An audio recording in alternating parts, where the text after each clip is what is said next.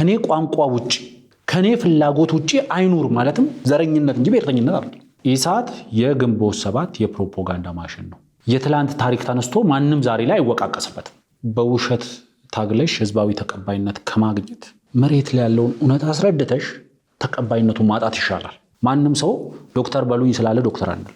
በብሔርተኝነት ስም የተደራጀ ዘረኝነት አለ። ኢትዮጵያዊ የሚባል ብሔርተኝነት የለም። ትምህርት ቤት ሲወድም ድል ነው ብሎ ሄዶ ማክበብ፣ ልጆች ትምህርት ቤት ሳይሄዱ ሲቀሩ ድል ነው ብሎ ማክበብ። የካይሮ መንግስት ማዘላቸው፣ ሀገር ውስጥ ያሉትም እርስ በርስም ተዛዘሉ፣ የትም የሚደርሱ አይደሉም። ሰላም ጤና ይስጥልን ተመልካቾቻችን፣ ይህ ብሪጅ ሚዲያ ነው። ከብሪጅ ሚዲያ ወቅታዊ ሀገራዊ ጉዳይ ላይ ትኩረት ያደረገው የዛሬው የዳሳ ፕሮግራማችን እነሆ ወደ እናንተ መድረሱን ጀምሯል። በትናንትናው ፕሮግራማችን የትግራይን ወቅታዊ ጉዳይና የነፃ ውይይትን ሚዲያን በተመለከተ ሀሳቦችን አንስተን ወደ እናንተ አድርሰናል። ከሰዓት ማጠር የተነሳ ደግሞ በይደር ያሳደርነው የሀሳብ ገበታ የተሰኘው ሚዲያ ላይ መሳይ መኮንንና ሞገዝ ዘውዱ ያደረጉት ውይይት ላይ የተለያዩ ሀሳቦች ተነስተዋል። እነዛን ሀሳቦች ደግሞ ዛሬ አንስተን በሰፊው የምንወያይ ባቸው ይሆናል። አፈወርቅ በደዊና ዮሚዮ አበበስ ከዝግጅቱ ፍጻሜ ከእናንተ ጋር ቆይታ እናደርጋለን። መልካም ጊዜ። እንግዲህ ትላንትና አፈወርቅ በትግራይ ጉዳይ ላይ የአቶ ጌታቸው ረዳን ሽኝትና አዲስ የተሾሙት ጀነራል ታደሰ ወረደን ሹመት በሰፊው አይተናል። እንዲሁም ደግሞ በነፃ ውይይት ሚዲያ ላይ የቀረበውን በተለይ ደግሞ ከብሔራዊ ጥቅማችን አንጻር ከሚስጥር ከመጠበቅ አንጻር ከሰራዊቱም እንዲሁም የህፃናትንም ጉዳይ አንስተን ወደ ተመልካቾቻችን ውይይቶቻችንን አድርሰናል።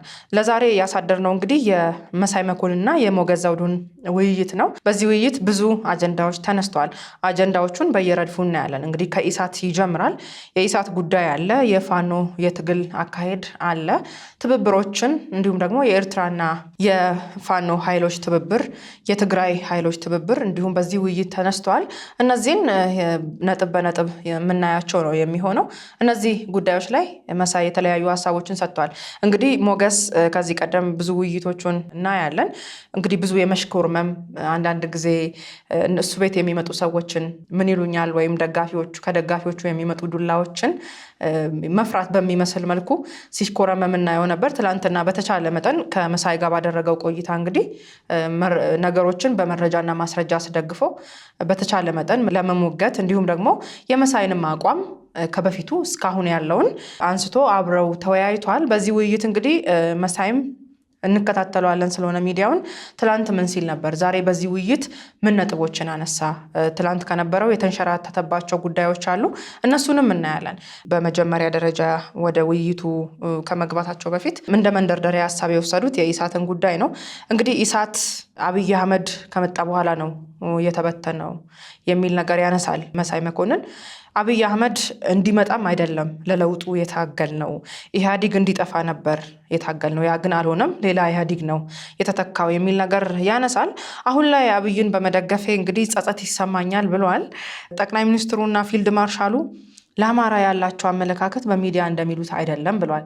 እንግዲህ ትላንት ለጠቅላይ ሚኒስትሩ ሲያጨበጭብና ለፊልድ ማርሻሉ ሲያጨበጭብ እነዚህን ሀሳቦች አላነሳም። ብዙዎቹ ፖለቲከኞች ቀደም ሲል ጠቅላይ ሚኒስትሩ እንዲህ ብሎኝ ነበር፣ እንደዚህ ይሉኝ ነበር እያሉ ሲያወሩ እንሰማለን እና ያው አንዳንዴ ጥል ሲመጣ ነው አንዳንድ ነገሮች ብቅ የሚሉት፣ ጥቅምህን ስታጣ ነው ብቅ የሚሉትና መሳይም እንግዲህ ዛሬ ላይ እንደዚህ አይነት አጀንዳ ይዞ መጥቷል። የኢሳትን ጉዳይ እናንሳ። ኢሳት የግንቦት ሰባት አይደለም ብሏል። እንግዲህ ግንቦት ሰባት ነው ወይ ግንቦት ሰባት ነው የሚያዛችሁ ይባላል የሚል ጥያቄ ተነስቶለት ነበር። በግንቦት ሰባት ትዕዛዝ አንድም ዜና አልሰራውም፣ አንድም ፕሮግራምም የሰራሁት የለም፣ ይሄን አድርግ ተብዬ ታዝዤ የሰራሁት ነገር የለም፣ እኛ የህዝብ ሚዲያ ነን፣ ህዝቡ ካለው አዋቶ ያቋቋመን እንጂ ግንቦት ሰባቶች አይደሉም የሚል ነገር አንስተዋል። እንግዲህ የኢሳት የተበተነበት ሌላኛው ምክንያት ደግሞ የሚነሳው የፕሪቶሪያ ስምምነት ነው ብሎ አንስቶለት ነበር ሞገስ። ብቸኛ ምክንያት አይደለም፣ ሌሎች ምክንያቶች አሉ፣ ግን በሌላ መንገድ በምክንያትነት ግን ይጠቀሳል ብለዋል መሳይ። እንግዲህ የትግራይን ጦርነት እያሸነፈ ነው አብይ አህመድ፣ መቀሌን ከቦ ነው ከህዋት ጋር ሆን ብሎ የተደራደረው የሚል ነገርም አንስቷል። እንግዲህ ብዙ ጊዜ የህዋት ደጋፊዎች የፕሪቶሪያ ስምምነት ህዋት እንዳሸነፉ አድርገው ነው ብዙ ጊዜ እስካሁንም የሚያወሩት። ነገር ግን መሳይ እዚህ ጋር አንድ ነገር አምነዋል።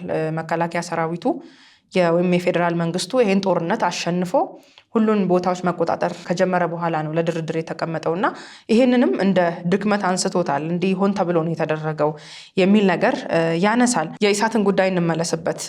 እውነት በትክክል ኢሳት ውስጥ የግንቦት ሰባቶች እጅ አልነበረም? ግንቦት ሰባቶች አያዙትም፣ አይደግፉትም ነበር? አንደበትነት ውስጥ ወይም ደግሞ የማንን የፖለቲካ ሁኔታ ነበር የሚያራግበው በጊዜው የሚለውን በመረጃና በማስረጃ ማንሳት እንችላለን። ማስረጃ አለ ወይ የግንቦት ሰባት ለመሆኑ ወደሚለው ጥያቄ ከመሄድ በፊት በተወሰነ ደረጃ ቱ ቢ ፌር እውነቱን ለመናገር እዚህ ሀገር ሚዲያዎች አሉ፣ የተለያዩ ሚዲያዎች የተለያየ ሀሳብ የሚንጸባረቅባቸው ስትሬት ፎርዋርድ በሆነ ደረጃ ሀሳባቸውን በማስቀመጥ መናገር የፈለጉትን በቀጥታ የሚናገሩ የመረጃና የማስረጃ ችግር የሌለባቸው ግን አንዳንዴ በትንታኔ የምትለያያቸው ሰዎች አሉ አይደለም፣ ወይም ደግሞ በአረዳድ የምትለያቸው ሰዎች። ለእኔ ሞገዝ ዘውዱ እንደዛ ነው። በትንታኔ በምናምን ልንለያይ እንችላለን፣ በፍላጎት ልንለያይ እንችላለን። ግን ብዙ ጊዜ አንቺ ብቻም ሳትሆኚ ሌሎችም ይላሉ ሞገስ ይዞት የቀረበውን እንግዳ ለመምሰል ይሞክራል ይላሉ። ያው እንግዲህ ኢትዮጵያዊ ባህል አለ አይደለም፣ የሆነን እንግዳ ቤትሽ ስትጋብዢ ያንቺ የሆነውን ኮምፎርት ከመጠበቅ የዛን እንግዳሽን ኮምፎርት ለመጠበቅ ነው የምትሄጂው። ምክንያቱም ያንቺ ቤት ስለሚሆን ሚዲያ ላይ እንግዳ ጋብዘሽ ስታበቂ እንግዳውን ላይክ ኢንትሮጌሽን በሚመስል ደረጃ ልታደርጊው አትችይም። ለእኔ ግን ሲስተማቲካሊ ኦር ታክቲካሊም ቢሆን አቶ ሞገስ ያቀረቧቸውን እንግዶች በተቻለው መጠን ማስረጃዎችን በማቅረብ ለመሞገት ሞክሯል። በተለይ ደግሞ የመሳይ ላይ ያየሁት ብዙ ነገሮችን በማስረጃ እያስደገፈ ለመጠየቅ ሞክሯል። ከተወሰነ ሳምንታት ከተወሰኑ ጊዜያት በፊት በአቶ መሳይ እና በአቶ ሞገስ መካከል የነበሩ የቃላት መወራወሮችን ካየሽ ዛሬ በአንድ ሚዲያ ላይ ቀርበው እርስ በርስ የሚከራከሩበት ሁኔታ ይኖራል ብሎ ማሰብ ትንሽ ያስቸግር ነበር። ግን ዋናው መሰረታዊ ነገር አቶ ሞገስ ብዙም የመሽኮርመም ነገር አላየሁበትም እውነቱን ለመናገር። በዚህኛውም ላይ ከዚህ በፊትም በነበሩት ላይ የተወሰነ የሚለሳለሳቸው ነገሮች አሉ።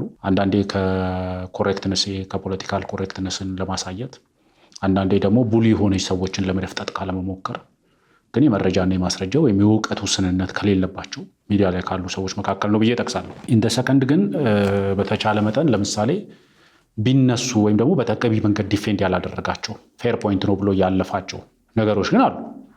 ለምሳሌ ያንን እርምጃውን ብዙ ጊዜ ሚዲያ ላይ ላለ ሰው መረዳት ብዙ የሚከብድሽ አይመስለኝም። ምክንያቱም እስክንስማማ ድረስ እኔና አንቺ እስክንግባባ ድረስ እንከራከር ከተባለ አንድ አጀንዳ ላይ 3 ሰዓት 4 ሰዓት ልናወራ ነው የሚሆነው። ስለዚህ ዋናው ነገር ያ ሰውዬ ሀሳቡን እንዲገልጽ ከተፈለገ ፌር ፖይንት ነው የምትይው ደረጃ ድረስ ካወራ ታልፊዋለሽ። በዛ ማለፍ ውስጥ ግን የተከሰቱ ክፍተቶች አሉ። በአንዳንዱ ሀሳብ ሲስማማ ነበረ፣ ይሄ እኔም ሀሳብ ስለሆነ እያለ ሲያልፈው ነበረ። አዎ፣ ምክንያቱም ብዙ አሁን ባለው የፖለቲካ ንባብ ላይ አቶ ሞገስና አቶ መሳይ መካከል ሰፊ ልዩነት የለም። አሁን ባለው ንባብ ላይ በተለይ አሁን ለምሳሌ በጠቅላይ ሚኒስትር አብይ አስተዳደር ላይ ባላቸው አቋም ሰፊ ልዩነት የለም። ስለዚህ በዛ ይሄ በፖለቲካል አናላይሲሱ ላይ ብዙ ልዩነት ስለሌለ ሲያልፏቸው ከዛም አንግል ማየት ተገቢ ነው ብዬ አስባለሁ። ወደ አነሳሹ ጥያቄ ስመለስ ለምሳሌ ግንቦት ሰባትና በኢሳት መካከል የነበረው ግንኙነት በመንግስትና በስቴት ሚዲያዎች መካከል ያለው ግንኙነት አይነት ነበር ወይ ደግሞ በኤርትራ መንግስትና በኤሪትሪያን ቲቪ መካከል በኢትዮጵያ መንግስትና በኢትዮጵያ ብሮድካስት ኮርፖሬሽን ወይ ቢቢሲ መካከል ያለው አይነት ግንኙነት ነው የነበረው። ይሄንን መሸፋፈን አይቻልም። ኢሳት የግንቦት ሰባት የፕሮፓጋንዳ ማሽን አልነበረም ብሎ ለማስረዳትም የሚቻል አይደለም። እንደነበረ ለማስረዳትም ዝም ብለሽ እዛ አካባቢ ላይ ከነበሩ የመረጃ ቋቶች ዝም ብለሽ ብትዘግኝ ራሱ ይህን የሚያስረዳ ነገሮች ነው። ለአቶ መሳይ ለምሳሌ ለማስረዳት የከበዳቸው አንደኛው ነገር ብዬ የምወስደው ግንቦት ሰባቶች ኢሳት ላይ የዛን ያህል ተጽዕኖ መፍጠር አይችሉም፣ አያዙንም፣ በባለቤትነት አልያዙንም ብሎ ለማስረዳት የከበዳቸው ዋነኛው ምክንያት ስለሚያዟቸው ነው። ያሉ ማስረጃዎች አብዛኞቹ ግንቦት ሰባት ኢሳትን እውን እንደሚያደርገው ኢሳት የግንቦት ሰባት የፕሮፓጋንዳ ማሽን እንደነበረ ነው ማስረጃዎች የሚናገሩት። ኤርትራ ሲመላለሱ የነበሩት ግንቦት ሰባት እዛ በነበረበት ጊዜ አንድም ለእንደዚህ አይነት ዘገባዎች ሽፋኖችን ለመስጠት ነው የሚል ነገር አንስተዋል። እሳቸውም ኦልሬዲ ማንኛውም ሚዲያ እንደ ሚዲያ በየትኛውም ቦታ ላይ ሄዶ ሲዘግብ ያው የሚዲያው ተግባር ነው እሱ። ግን የእነሱ ከዛም ያልፍ ነበር። ምክንያቱም ለምሳሌ የኛ እንትን አይደሉም እኛን እውን አያደርጉንም ወይም አያዙንም ብሎ ለማስረዳት አሁን ለምሳሌ የቦርዱን አባላት ሲጠቅስ ያ የሚነግርሽ አብዛኞቹ የቦርዱ አመራር አባላት የግንቦት ሰባት ሰዎች ናቸው ብሏል ራሱ በዚሁ ቃለ መጠይቅ ላይ። እነዚያ የቦርድ አባላት የሚዲያውን ዕጣ ፈንታ ይወስኑ ነበር፣ የሚዲያውን የትኩረት አቅጣጫ ይወስኑ ነበር። አቶ ሞገስ ለምሳሌ የህግም ሰው ስለሆነ ኢንተርናሽናል ሎውንም ከሚዲያ ጋር ያለውንም ህግጋት በደንብ የሚረዳ ሰው ስለሆነ ሌገሊ የግንቦት ሰባት ሚዲያ ተብሎ ሬጅስተር ላይሆን ይችላል። የግንቦት ሰባት ነው ለማለት ሬጂስተርድ የሆነው ኦውን የሚያደርገው ግንቦት ሰባት ነው መባል ነበረበት። ስለዚህ ሌጋሊ ያንን ፕሮቴክት ማድረግ ይቻላል፣ ያንን ፕሮቴክሽን ያንን ሺልድ ማቀበል ይቻላል። ግን ፕራክቲካሊ መሬት ላይ ይሰሩት በነበረው ደረጃ ከተመለከትን ግን ፈጽሞ የግንቦት ሰባት የፕሮፓጋንዳ ማሽን ነበር። አንደኛው መታወቅ ያለበት ይሄ ነው። ምሳሌዎች አንስቼ በኋላም ለማስረዳት እሞክራለሁ። ሁለተኛው በዚህ ኢንተርቪው ውስጥ የተጠቀሱ አብዛኛው ግንኙነታችን በተለይ ደግሞ እኔ ይላሉ እንግዲህ አቶ መሳይ እኔ የነበረኝ ግንኙነት ሀገር ውስጥ የሰላማዊ ትግል ሲያደርጉ የነበሩ ድርጅቶች ለምሳሌ ሰማያዊን ጠቅሰው ያቀርባሉ። እኔ እስከማውቀው ድረስ ግንቦት ሰባትም ሆኑ ኢሳት በወቅቱ ሲሰሩ የነበረው ነገር ሀገር ውስጥ የሚካሄዱ ሰላማዊ ትግሎች ያለባቸውን ጫና አጉልተው በማሳየት ሲስተማቲካሊ የሰላማዊ ትግል በር መዘጋቱን እያመላከቱ ብቸኛው አማራጭ የትጥቅ ትግል መሆኑን ለማስረዳት ሲጋጋጡ ነው የምናውቀው። ብዙ መረጃዎች ተልኮላቸው የማያስተላልፏቸው መረጃዎች አብዛኞቹ የማያስተላልፏቸው መረጃዎች የሰላማዊ ትግሉን አዋጭነት የሚያሳዩ መረጃዎችን በፍጹም አያስተላልፉ። አንደኛው ሲሰሩ የነበረው በሀገር ውስጥ የነበረውን የሰላማዊ ትግል እንቅስቃሴ በማንቋሸሽ አስቻይ የሆነ ነባራዊ ሁኔታ አለመኖሩን ለማሳየት የትጥቅ ትግል ብቸኛ አማራጭ መሆኑን ወጣቱ ተነስቶ የትጥቅ ትግሉን እንዲቀላቀል ነበር ቅስቀሳ ሲያደርጉ የነበረው። ወደ ሰላማዊ ትግል እንኳን የቀረበ እንቅስቃሴ ወይም ደግሞ ነገር ሲያመላክቱ የነበረው ህዝባዊ የሆነ እምቢተኝነት እንዲፈጠር እነዚህ ነበር በተወሰነ ደረጃ ሲቆጠቁጡ የነበረው እንጂ እንደሚሉት በሀገር ውስጥ የነበረው የሰላማዊ ትግል እንቅስቃሴ እንዲጎለብት እንዲጠናከር ለትጥቅ ትግሉ በሰጡት ትኩረት ልክ አይሰጡም ነበር ማለት ነው። አንደኛው መታወቅ ያለበት ይሄ ነው። እንግዲህ ሌላኛው ደግሞ በዚህ ጥያቄ ውስጥ እሳቸው አድሬስ ለማድረግ የሞከሩት ትእዛዝ አንቀበልም ከግንቦት ሰባት ሰዎች ታዘን እንደዚህ አድርጉ ተብለን አድርገን አናውቅም የሚል ነገር አንስተዋል። መቼም እኔ አድርጌ አላውቅም ማለትና ተቋሙ እንደ ተቋም ይሰራበት የነበረውን አሰራር እንደዚህ አያደርግም ማለት የተለያየ ነው። ጥያቄው ኢሳት የግንቦት ሰባት የፕሮፓጋንዳ ማሽን ነበር ወይስ አልነበረም ከተባለ እኔ ትእዛዝ ተቀብዬ ሰርቼ አላውቅም የሚል መልስ አይደለም የሚጠበቀው። እኔ እስከማውቀው ድረስ ኢሳት ታዞ የሚሰራ የፕሮፓጋንዳ ማሽን አይደለም ነው እያሉ ያሉት። እኔ የምወስደው በዛ መንገድ ነው። ምክንያቱም ስለ ግለሰብ አቋማቸው አይደለም እየተናገሩ ያሉት የተጠየቁትን ስለ ተቋሞቹ ግንኙነት ስለነበረ። እንግዲህ በዚህ ሚዲያ ውስጥ ከፍተኛ ተጽዕኖ ፈጣሪ ከነበሩት አንደኛው አቶ አንዳርጋቸው ጽጌ ናቸው። አቶ አንዳርጋቸው ጽጌ ኢኤምኤስ ከሚባል ሚዲያ ጋር በቅርብ አይ ቲንክ ላስት ዊኬንድ ላይ ኢንተርቪው አድርገው ነበር። በዚህ ኢንተርቪዋቸው ለረጅም ጊዜ እሳቸው በዝምታም ቢሆን አዎንታዊ ምላሽ ይሰጡት የነበረውን በአንዳንድ መድረኮች ላይ ተገኝተው የፌዴራል መንግስቱ የሚመራበትን ፍኖተ ካርታ የሰጠሁት እኔ ነኝ ብለው መናገራቸውን በተደጋጋሚ ጋዜጠኛውም እዚህ ኢንተርቪው ላይ ስትሬት በቀጥታ ነው የጠየቃቸው። በቀጥታ ሀገሪቷ የምትመራው እርስዎ በመድረክ ላይ ተገኝተው ለብልጽግና ወይም ደግሞ ለጠቅላይ ሚኒስትር አብይ መንግስት ሰጠውት ባሉት ፍኖተ ካርታ ነው የሀገሪቷ እየተመራች ያለችው ብሎ ጠይቋቸዋል። ከ4 ዓመትና ከዛ በላይ ጊዜ ዝምታ በኋላ በተለያዩ መንገዶች አዎንታዊ ምላሽ ሲሰጡ የነበሩት አቶ አንዳርጋቸው ጽጌ አውቶ ፈሰደን ተነስተው አይ እኔ የሰጠውት ፍኖተ ካርታ ለብልጽግና ብቻ የሰጠውት ብልጽግና የሚመራበት ፍኖተ ካርታ የለም የሚል መከራከሪያ አንስተዋል። እሱ ስልጣን በመጣበትና እንደተፈታ ሰሞን ሮድ ማፑን ሰርቼ የሰጠሁት እኔ ነኝ ብለህ ተናግረህ ነበረ እና አሁን እና አብይ እያስፈጸሙ ያሉት ሮድ ማፕ አንተ ሰርተህ ከሰጠኸው ጋር የተያያዘ ነገር አለው? አንተ ነህ እንግዲህ አሁን ኤግዛክትሊ እየተገበረ ያለው ያን ሮድ ማፕ ነው ወይስ ያን ሮድ ማፕ አልተመለከተውም? ምክንያቱም እንደዚህ ብለህ ተናግረህ ነበር። ብዙዎቹ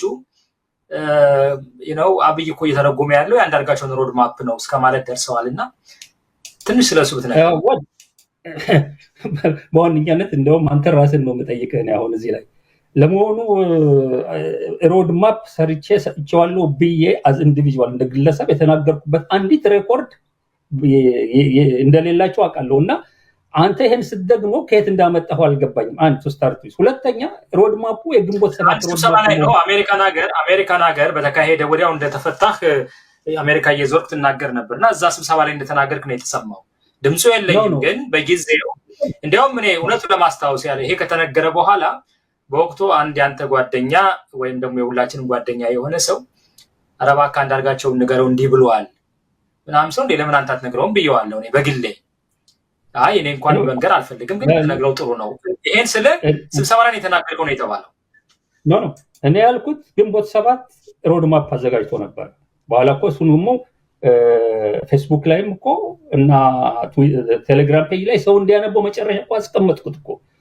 እሱን እንግዲህ የማንበብ እና ያለማንበብ ስራ እሱ ነው። ይሄ ሮድ ማፕ የሚባለው ይሄውና ብዬ ያ ሮድማፕ ለሁሉም የፖለቲካ ድርጅቶች ኢትዮጵያ ውስጥ ለሚንቀሳቀሱ ለምናውቃቸው በሙሉ ሲሰጥ ለመንግስትም ተሰጥቷል ያለው። ያንን ሮድማፕ እኛ ያዘጋጀውን ሮድማፕ ለመንግስትም ሰጥተናል ብለናል። ለመንግስት ሰጥተናል ስል የግንቦት ሰባት ሮድማፕ ነው ወይስ መንግስት ስራ እንዲሰራበት ነው? የግንቦት ሰባት ሮድማፕ ነው። በግል የጻፉት ሮድማፕ የለም።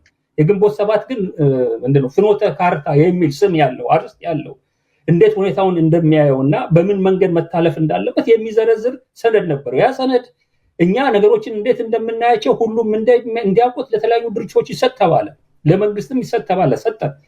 ለአብይ የላኩለት እኔ ስለሆንኩኝ ያለው የግንቦት ሰባትን ሰነድ እንደላኩ አድርጌ ነው የተናገርኩት እንጂ የግል ሰነዴን አይደለም። ያ ሰነድ ደግሞ ምን እንደሚመስል ጽሁፍ ላይ አለ። ይህንን መከራከሪያ መሰረት አድርገን በወቅቱ የነበሩ ነገሮችን አንስተን ማየት እንችላለን። ይህንን በቪዲዮም ማካተት ስለምንችል ማለት ነው። የተከሰተው ነገር ምንድን ነው ይመስለኛል? አቶ ኤርሚያስ ለገሰ ይመስሉኛል በተለያዩ ሚዲያዎች ላይ ያንዳርጋቸው የሰጠው ሰነድን ምናምን የሚል ነገር ሪፈር ያደርጋሉ። ሪፈር በሚያደርጉበት ሰዓት ላይ አቶ አንዳርጋቸው ጽጌ በአደባባይ ይወጡና አቶ ኤርሚያስ ለገሰ በተደጋጋሚ ጊዜ አንዳርጋቸው የሰጠው ሰነድ የሚለው ይሄ ነው ብለው የሆነ ሰነድ ፌስቡክ ላይ ነው ቴሌግራም ላይ ብቻ ይለቃሉ። በለቀቁበት ሰዓት ላይ የተሰጠ ግብረ መልስ ነበር። በወቅቱ እሳቸው ያሉት ምንድነው? እኔ የሰጠሁት እንደዚህ ለተለያዩ ፓርቲዎች ሰጥቼ ምናምን ብለው እነ ኤርሚያስም እንደዚህ አይተውታል ምናምን የሚል ነገር ነው። ብዙ ዝርዝር ውስጥ መግባት አልፈልግም። በድምፅ አቶ ኤርሚያስ ከ3 ቀን ከ4 ቀን በፊት የሰሩት ፕሮግራም ላይ ስላለ እሱንም አጣጭ ማድረግ እንችላለን እዚህ ላይ መልቀቅ ስለምንችል። ጽፎ ለዶክተር አብይ ይሰጣል። ዶክተር አብይ ያነብና ኢግኖር ያደርገዋል። እሱ አስቦ የነበረው አንብቦ ዶክተር አብይ ይጠራኝና ዲስከስ እናደርጋለን ምናምን ብሎ ነው ያሰበው። ለሌላ ለተቃዋሚ ለምናምን አልሰጠም። በደንብ እዩ። አሁን ለተቃዋሚዎች አከፋፈልንና አንዱን ዶክመንት እኔ እንድሰጥ ተደረግኩኝ በግንቦት ሰባት ስም ነው የሚለው አይደል? ውሸት። ከዛ ዶክተር አብይ ኢግኖር አደረገው፣ ኮምፕሊትሊ ኢግኖር አደረገው። ኢግኖር ሲያደርገው አቶ ታማኝን አገኘ። ይኸው በህይወት ስላለ ነው የማነሳው። ምንም እውነት የሆነ ነገር እናገራለሁ። አቶ ታማኝ ጋር ይደውልና እንዲህ አይነት ሮድማፕ አዘጋጅቼ ሰጥቼዋለሁ፣ አብይ ግን ሊመልስልኝ አልቻለም። ዋሽንግተን ዲሲ ያለው ኢሳት አጀንዳ ያድርገው፣ ያቀጣጥለው ይሄን አጀንዳ። ለዚህ የመረጥኩት 3 ሰዎች ነው፣ ኤርሚያስ ለገሰ፣ ሀብታሙ አያሌው፣ ምን አላቸው ስማቸው፣ 3ቱን መርጫለሁ። ምንድነው ወቅቱ እኛ በስርዓቱ ላይ ጥያቄዎች ስለነበረን ክሪቲካል ሆነን ነበረ፣ ቢያንስ 3ታችን። ስለዚህ በሌሎቹ ቢስተጋባ አንደኛ አልተቀበሉትም፣ ሊቀበሉት አይችሉም፣ ጽሁፉን ሊቀበሉት አይችሉም። አሁን ሳስበው በወቅቱ የነበረው አዱ ከበሬ ተውት፣ ልነግራችሁ አልችልም። ኢንቫይሮንመንቱ እንኳን ዶክተር አብይን የሚተች ጽሁፍ መጥቶ ቀርቶ ትንሽ እንትን ካልክ እንኳን እንዴት ቤቱ እንደሚረበሽ እናውቃለን። ተመልከቱ። ስለዚህ ምን መረጠ? ኤርሚያስ ሀብታሙ አያሌው ምን አላቸው ብሎ መረጠ። ይሄ ማለት አቶ አንዳርጋቸው ጽጌ ምን እያደረጉ ነው? እዚህ ጋር ትዕዛዝ እየሰጡ። ስለዚህ የምን ትዕዛዝ ነው የማይቀበሉት? ትዕዛዝ ይቀበላሉ ማለት ነው። እስከ ዛሬ ድረስ እንደዚህ አይነት ጠቅላይ ሚኒስትሩ የመከርነውን እየሰማ አይደለም፣ የሰጠነውን እየተቀበለ አይደለም፣ አልሰማ ብሎናል፣ ግትር ሆኖብናል። ስለዚህ የሚዲያ ጫና ልናደርግበት ይገባል። ሚዲያም የሚመርጡት አቶ አንዳርጋቸው ጽጌ ናቸው። ከዛ ሚዲያ ውስጥም በዚህ ጉዳይ ላይ ቢወያዩ የተፈለገውን ውጤት ያመጣሉ የሚባሉትንም ሰው ደግሞ የሚመርጡት እሳቸው ናቸው። ይህን ሁሉ አድርገው አቶ ኤርሚያስ ለገሰ በአዲስ ኮምፓስ ሚዲያ ከ3 ቀን ከ4 ቀን በፊት በሰራው ፕሮግራም ላይ ይህንን በሰፊው ሄዶበት የሆነውን ነባራዊ ሁኔታ አስረድቷል። ዋናው ነገር እዚህ ውስጥ መካተት የሚችለው በኢሳትና በግንቦት ሰባት መካከል የፕሮፓጋንዳ ማሽንነት ግንኙነትም ነበረ፣ የትዕዛዝ መቀበልም ግንኙነት ነበረ። ለምሳሌ የግንቦት ሰባትን ፋይናንስ ማን ነበር ሲያዝበት የነበረው? አቶ አንዳርጋቸው ጽጌ አልነበሩ? ለምሳሌ በኢኤምኤስ ሚዲያ ላይ ባደረጉት ቆይታ ለኢሳት 30 ሚሊዮን ብር አካባቢ ከጠቅላይ ሚኒስትሩ አግኝተናል የሚል ወሬ ይነዛ ነበር። 30 ሚሊዮን ብር ከጠቅላይ ሚኒስትሩ በቀጥታ አልተሰጠንም የሚል ነገር ያነሳሉ እዚህ ኢኤምኤስ ላይ። ጠቅላይ ሚኒስትሩ ያደረገልን ባለሀብቶች ኢሳትን ለማገዝ የመንግስትን ፈቃደኝነት ይፈልጉ ነበር። አግዙት፣ መንግስት ብታግዙ ችግር የለብንም ማለት አለበት ስላሉን ጠቅላይ ሚኒስትሩን ሄጄ ባለሀብቶች ሊያግዙ ፈቃደኛ ነበሩ፣ እርሶ ደግሞ መንግስትን ስለሚፈሩ ብታግዟቸው ችግር የለውም የሚል መልእክት ንገሩልን አልናቸው። ከዛ ስማቸው መጥቀስ ባያስፈልግም አይ ቲንክ የኬኬ ባለቤትን ከጠቀሱ በኋላ እሳቸው 5 ሚሊዮን ብር ሰጡን፣ ሌሎችም እንደዚሁ ሰጡን። ግማሹን ወደ 15 ሚሊዮኑን አቶ ሲሳይ አጌና ናቸው የተቀበሉት። ሌላውን ደግሞ እኔ ተቀብያለሁ። ይሄንን ገንዘብ ከሰበሰብኩኝ በኋላ ወደ ኢሳት አካውንት አስገብቻለሁ፣ ለግል ፍጆታዬ አልተጠቀምኩም የሚል ነገር ያነሳሉ። ይሄን የሚሉት አቶ አንዳርጋቸው ጽጌ ናቸው። ስለዚህ እኔ እስከማውቀው ድረስ ኢሳት የግንቦት 7 የፕሮፓጋንዳ ማሽን ነው። ኢሳትና ግንቦት 7 መካከል የአዛዥ ታዛዥ ግንኙነት የለም ብሎ ለማስረዳት መሞከር በኢቲቪ እና በኢትዮጵያ መንግስት መካከል ግንኙነት የለም ብሎ ከማስረዳት የሚለይ ነገር አይደለም። ስለዚህ አንደኛው ይሄ በደንብ መጥራት አለበት። ሲያሰራጫቸው የነበሩ መረጃዎችንም ማየት እንችላለን። ለምሳሌ ዛሬ ላይ ለምን መዋሸት ፈለገ መሳይ? ማለት ለኔ እውነቱን ለመናገር ሁሉም ትግል እያደረገ ያለ ሁሉም ታጣቂ ቡድን የየራሱ ሚዲያ የየራሱ ፕሮፓጋንዳ የሚሰራባቸው ሚዲያዎች አሉት። ኢሳት የግንቦት 7 የፕሮፓጋንዳ ማሽንነቱን ማመን ብዙ ከባድ ችግር አልነበሩም። እውነቱን ለመናገር ለምሳሌ በግልጽ ማስረዳት የምንችለው በአንድ ሚዲያ ላይ አቶ አንዳርጋቸው ጽጌ የተናገሩት ነገር ነበረ። የታጠቁ ኃይሎች አሁን ኢትዮጵያ ውስጥ መሳሪያ ካላወዛወዝን የሚሉ ሰዎችን ለማንቋሸሽ ብሎ የተናገሩት ምንድነው የሚለው አይ ቲንክ ጋዜጠኛ ሞገስ ዘውዱም ለምሳሌ አንስቷል። እዚህ ውስጥ በየበረሃው እኮ ማሽላ ሲሸቅለቅቁ የነበሩ ሰዎችን የትጥቅ ትግል እያደረጉ ነው ብለን በኢሳት ፕሮፓጋንዳ ስናሰራላቸው ነበር ይላል አቶ አንዳርጋቸው ጽጌ። ታዲያ ምን ማለት ነው? አቶ አንዳርጋቸው ጽጌ የግንቦት 7 አመራር ነበሩ። ኤርትራ በረሃ ውስጥ ነበሩ ከታጠቁ ኃይሎች ጋር። ኤርትራ በረሃ ውስጥ ማሽላ በመሸልቀቅ የተጠመዱ ታጣቂ ኃይሎችን የትጥቅ ትግል እያደረጉ ነው ብለን በኢሳት የፕሮፓጋንዳ ስራ እንሰራላቸው ነበረ ካሉ ምን ማለት ነው? በኢሳትና በግንቦት 7 መካከል ያለው ግንኙነት አንዱ የአንዱ ፕሮፓጋንዳ ማሽን ነበር ማለት ነው።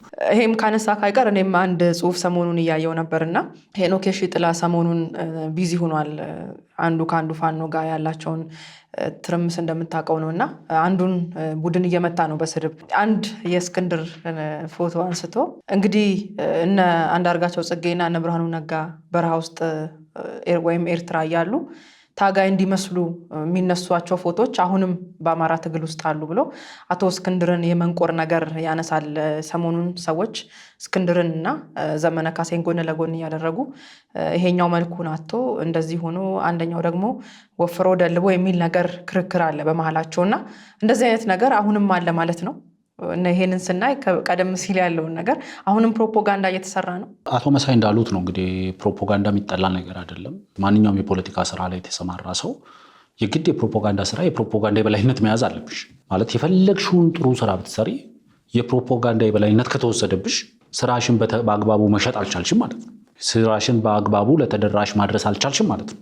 በቃ ማለት ገበሬው የፈለገውን እርሻው ላይ ጥሩ ምርት ቢያመርት ትራንስፖርት አድርገሽ ወደ ኮንሱመሩ ውስጥ ካላመጣሽው ድረስ ገበሬው ያመረተው ነገር ባናቢስ ነው ማለት ነው። ፖለቲካና ፕሮፓጋንዳ መካከል ያለው ግንኙነትም እሱ ነው። ግን አንዳንዴ ያልሆነ መጨመርም አለበት።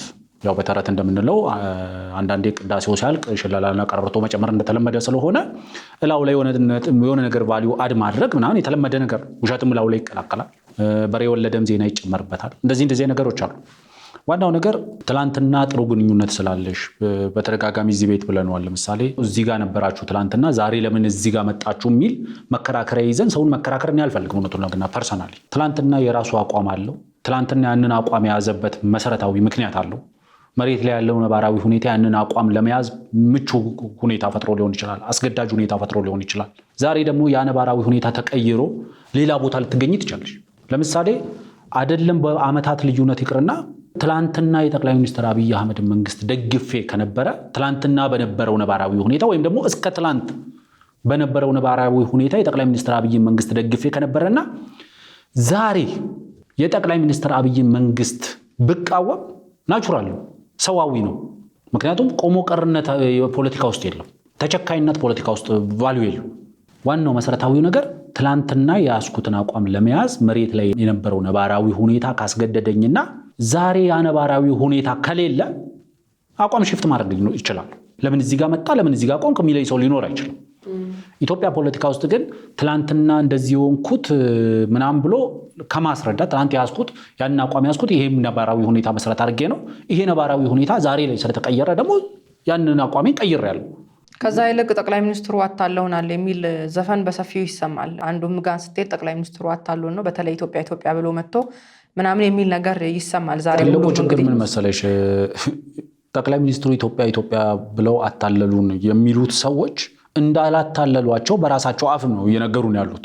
ያታለሏቸው ነገር እንደሌለ ለምሳሌ ከዚህ በፊት እንደምሳሌ አንስተነዋል። ጋዜጠኛ አበበ ገላው ይመስለኛል አበበ ገላው በአንድ ሚዲያ ላይ ጠቅላይ ሚኒስትሩ አማራ ኢን ሚሊየንስ ይርስ ወደ ኢትዮጵያ ስልጣን እንዳይመጣ አደርጋለሁ ብለውኛል ይላል። ስለዚህ ኢትዮጵያ ከነሱ ጋር አልተጫወቱም ጠቅላይ ሚኒስትሩ ማለት ነው። መሳይም እያለ ያለው ይሄ ነው። መሳይ ደግሞ ፊልድ ማርሻሉ የኢትዮጵያ ጠላት የጎጃም አማራ ነው ብለውኛል ይላል። ይሄንን ቁጭ ብሎ ሰምቶ አብሯቸው ለመስራት ፍቃደኛ የሆነ ጠብዳል አድርባይ በምን አድርገሽ ነው አሁን ኢንቴግሪቲ ያለው ሰው ልትሆን ትችው? ለምሳሌ ቅድም እንዳልኩት የራስሽ ከመንግስት ጎን የምትቆሚበት የራስሽ መርሆች አሉ፣ የራስሽ መስፈርቶች አሉ።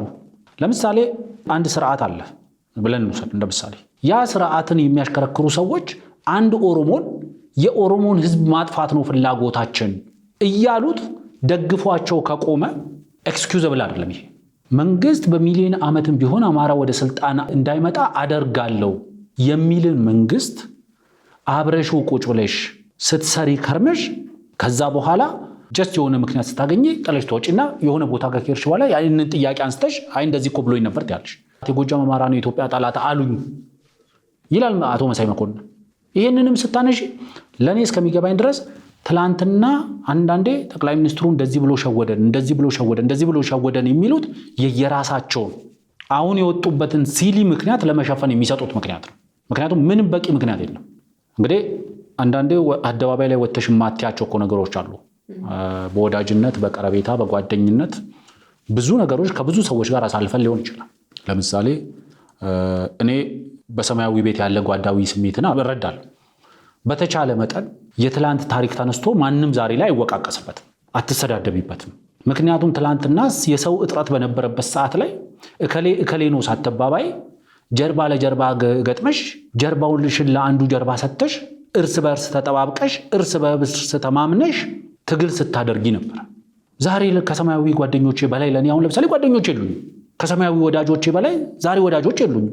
እነዛ ወዳጆቼ የታሉ ዛሬ ብትይ ግማሹ በረሃ ወርዷል፣ ግማሹ ጫካ ገብቷል፣ ግማሹ ከሀገር ተሰዷል፣ ግማሹ የተለያየ ፖለቲካ አቋም ወስዷል። ግን የትላንትና አቋማቸውን ይዤ የትላንትና ዊክነሳቸውን ተጠቅሜ እንደማላጠቃቸው ሁሉ እነሱ በየትኛው መድረክ ላይ የትላንትና ድክመቴን ተጠቅመው አያጠቁኝ።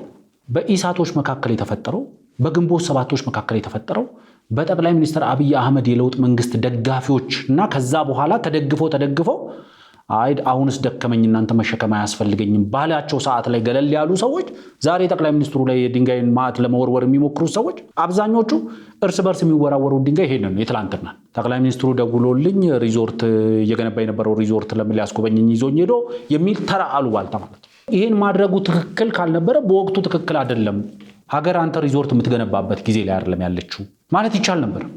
ትላንትና የሆነ ነገር ሲያደርግልሽ ተቀብለሽ አንፌር የሆነ ነገር ጠይቀሽ ተደርጎልሽ በሚቻለው ልክ ዛሬ ላይ መጥተሽ የሆነ ነገር ሲጓደልብሽ ትላንትና እንደዚህ ተደርጎልኝ እሱን የሸፋፈኑበት መንገድ አለ። አቶ መሳይ መኮንንም እንደሌሎቹ በነበረው ችግር ላይ ነዳጅ ላለማርከፍከፍ ነገሮችን ላለማባባስ ዝም ብለን ያለፍናቸው ነገሮች አሉ በሚል አለባብሶታል። ምክንያቱም ያኔ ለምን አላልክም የሚል ጥያቄ ከመንጋውም ከመጣ መልሱ ሌላ ስለሚሆን ያው እንደምታውቀው ደጋፊም የኛ ሀገር አንድ ቀን ካጨበጨበ የሆነ ቀን ዞር ስለሚልብህ ያንንም ላለማጣት ሸፋፍነው አልፈዋል።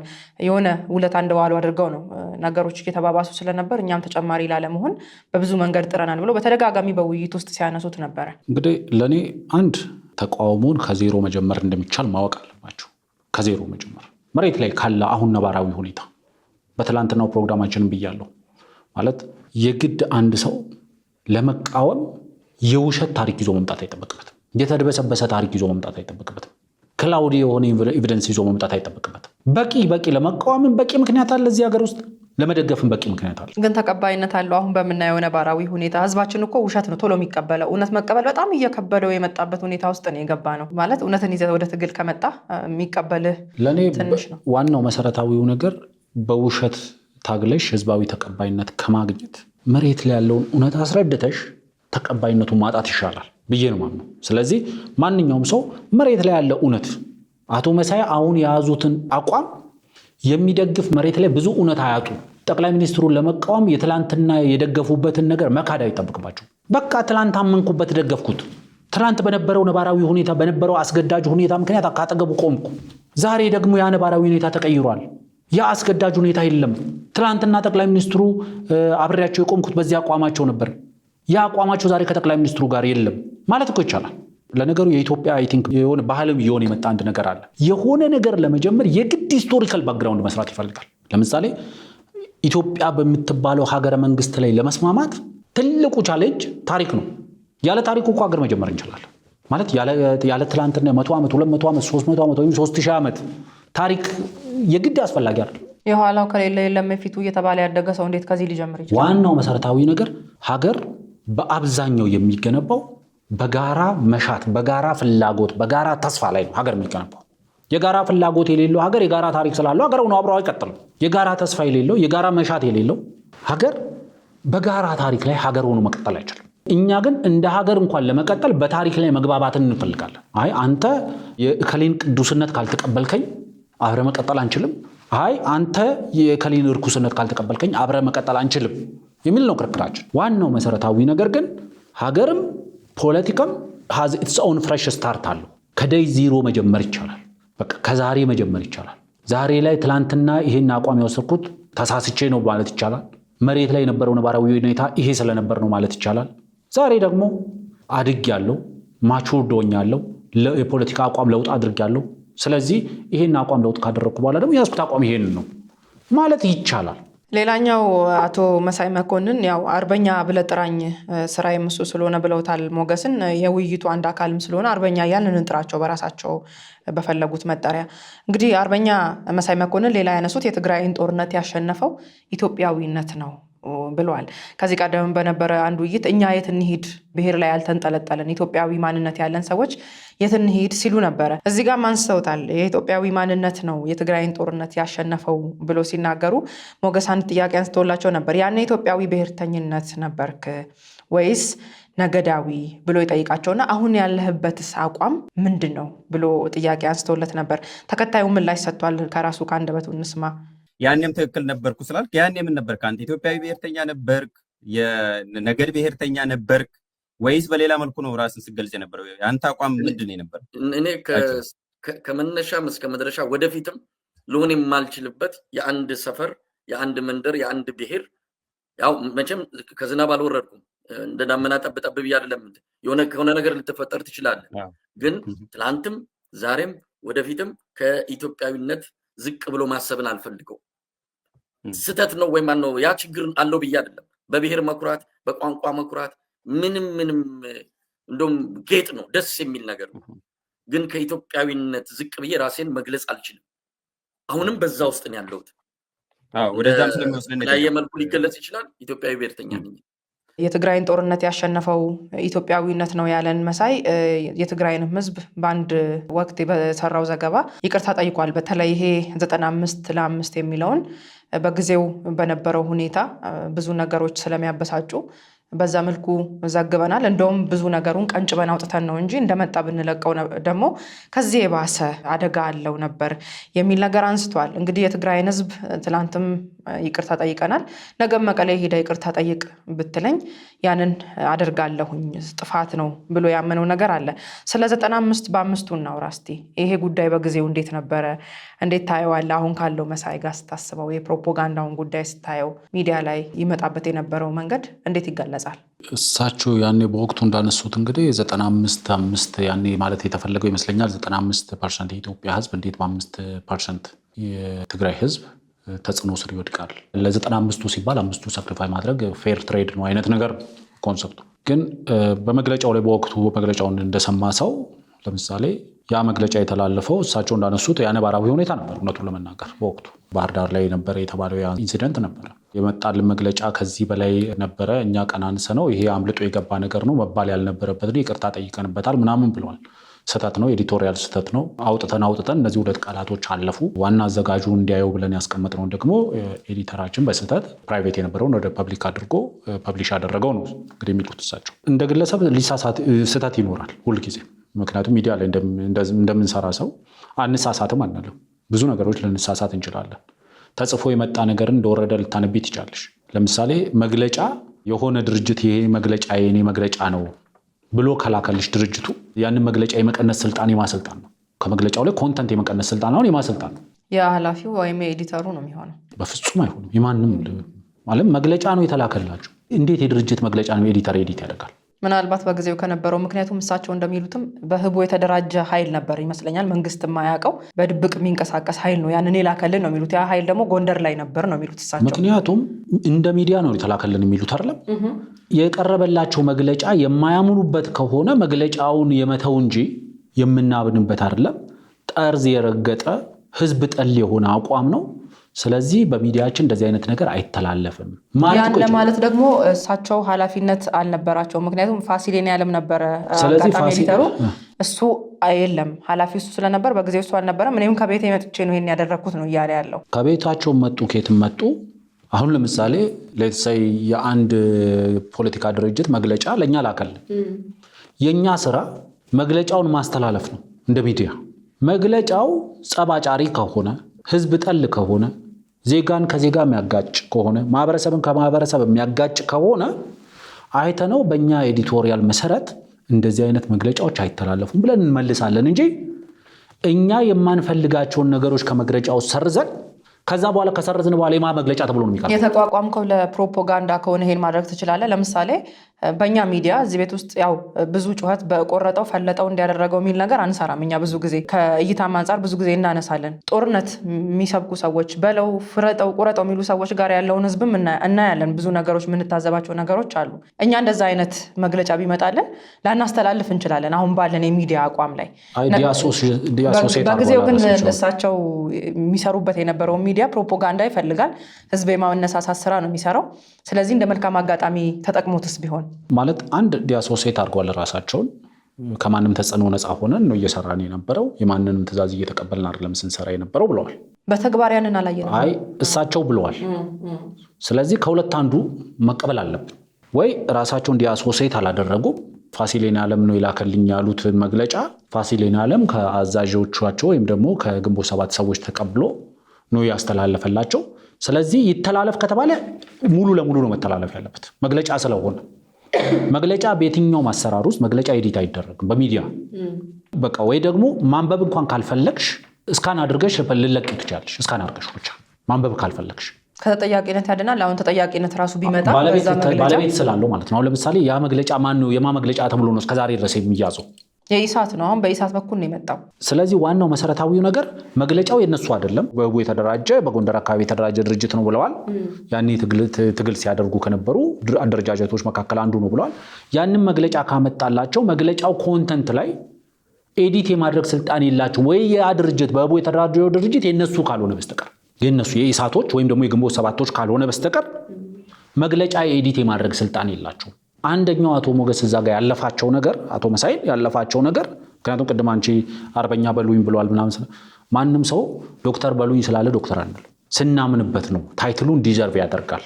ሞገስ የጠየቀው እሱ ከሚያቀርበው በተለይ ከፋኖ አቀንቃኝነት የዘለለ ብዙ ነገሮች ላይ ትኩረት ሲያደርግ ስለማይታይ በየትኛው እንጥራህ ነው። ምክንያቱም በየጊዜው ስለ ፋኖች ስለምታቀነቅን ከሚል ነው ሞገስ ያመጣውና ጋዜጠኛ ከምትለኝ አርበኛ ብትለኝ አሁን ላይ የትግሉ አንድ አካል ራሱን አድርጎ ነው። ወደ በኋላ እንመጣበታለን። ይሄንን ዋናው መሰረታዊ ነገር እሳቸው አርበኛ በሉኝ ይበሉ፣ እሳቸው ቀኛዝማችም ግራዝማችም በሉኝ ይበሉ፣ ችግር የለውም። ጋዜጠኛም በሉኝ ስላሉ ጋዜጠኛ ብለን የምንጠራቸው ምክንያት የለንም።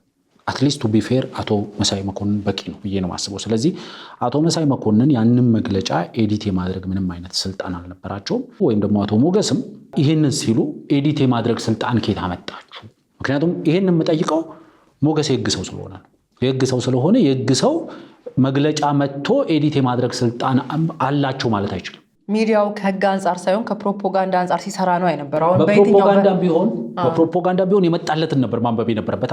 ብዙ ህግጋቶች አልተጣሱ። ለምሳሌ በኢሳት ቤት በነበረው አይ አይደለም። እኔ እያልኩ ያለሁት መግለጫ ነው የመጣላቸው። መግለጫውን አነበቡት። ሁለት አማራጭ ነው ያለው። መግለጫውን ለባለቤቱ መመለስና በእኛ ኤዲቶሪያል ፖሊሲ እንደዚህ አይነት ህዝብ ጠል የሆኑ መግለጫዎች አይተላለፉም ብሎ ለባለቤቱ መመለስ፣ ከዛ ባለቤቱ ኤዲት አድርጎ ለነሱ ሲሰጣቸው ከእንደገና ማንበብ፣ ካልሆነ ደግሞ እንደወረደ ማንበብ። ቀሽቦ ማቅረብ አይቻልም። ምክንያቱም መግለጫው ኤዲት የማድረግ ስልጣን የባለቤቱ የመግለጫው ባለቤት፣ እነሱ የባለቤትነት ስልጣን ካላቸው አልነገሩንም። እዛ ላይ ይሄንን ማምለጫ በር ትቶላቸዋል። ሞገስ እንዲያመልጡ ፈቅዶላቸዋል እንጂ ይሄን ኤዲት የማድረግ ስልጣን የላችሁም ብሎ መዝጋት ይችል ነበር። ግን እሳቸው ማስረዳት የፈለጉት እኛ አቋማችን አልነበረም አሉ፣ ተከራከሩ። ይሄ አምልጦን ነው። የትግራይ ህዝብን ይቅርታ መጠየቅ ካስፈለገ መቀሌ ስቴዲየም ድረስ ሄደን የትግራይን ህዝብ ይቅርታ እንጠይቃለን። አዎ ሰው ይሳሳታል፣ ኖርማል ሰው ይሳሳታል። ተሳሳቱ፣ ይህን መግለጫ አነበቡ ምናምን እንበል። ከዛ በኋላስ ለምሳሌ ሞገስ በማስረጃ ብዙ ጊዜ ሁለት ግለሰቦችን በጣም ማደንቅና ማከብራቸው መካከል አንዱ ሞገስ ነው። ሞገስ ብዙም መረጃዎችን ባገኛቸው ቁጥር ወይ ስክሪንሾት አድርጎ ወይ ሴቭ አድርግቶ የሚያስቀምጥ ሰው እንደሆነ አውቃለሁና ሌላ አንድም ሰው አለ እንደዚህ ሬዲ አድርግቶ ቁጭ የሚያደርግ ስትጠይቂው በቃ ከሆነች ከእንትን ውስጥ አውጥቶ ይሰጥሻል ያችን መረጃ። እና አቶ መሳይ በህወሓትና በፌዴራል መንግስቱ ጦርነት ጊዜ አንድ የጻፉት ጽሁፍ ነበረ። ያንን ዲስፕሌይ አድርጎ እሺ ይሄስ ያ ስህተት ነው 95 ስህተት ነው ይሄስ ብሎ ጠይቋቸዋል። እሱን ያስተባበሉበት መንገድም አንተ እንዳየው ነው። እንግዲህ ኮንሰንትሬሽን ካምፕ መግባት አለባቸው የሚል ነገር አንስቷል የትግራይ ተወላጆችን በጊዜው። ያኔ የነበረው ስሜት ሌላ እንደነበር ማንኛውም ሰው ያውቃል በጦርነቱ ጊዜ። እሳቸው ግን አሁን ወደዚህ ያመጡት በምን መልኩ ነው? ብዙ ሰዎች በህወሓት ላይ መከፋት፣ ያው ህወሓት ያልበደለው ሰው የለም እንደምታውቀው፣ በየቦታው ሁሉም የህወሓትን ገፈት የቀመሰ ህዝብ አለ እና ከዛ አንጻር በዛ ንዴት በዛ ቁጭት ትግራይ ተወላጆች ላይ በደል፣ ጥቃት፣ በቀል ሊደርስ ስለሚችል ከዛ እንዲከላከላቸው ነው መንግስት ያንን የጻፍኩት በሚል አስተባብሎ መጥቷል። በአሁኑ ግን በትክክል እንደዛ ነበር በጊዜው የተጻፈው?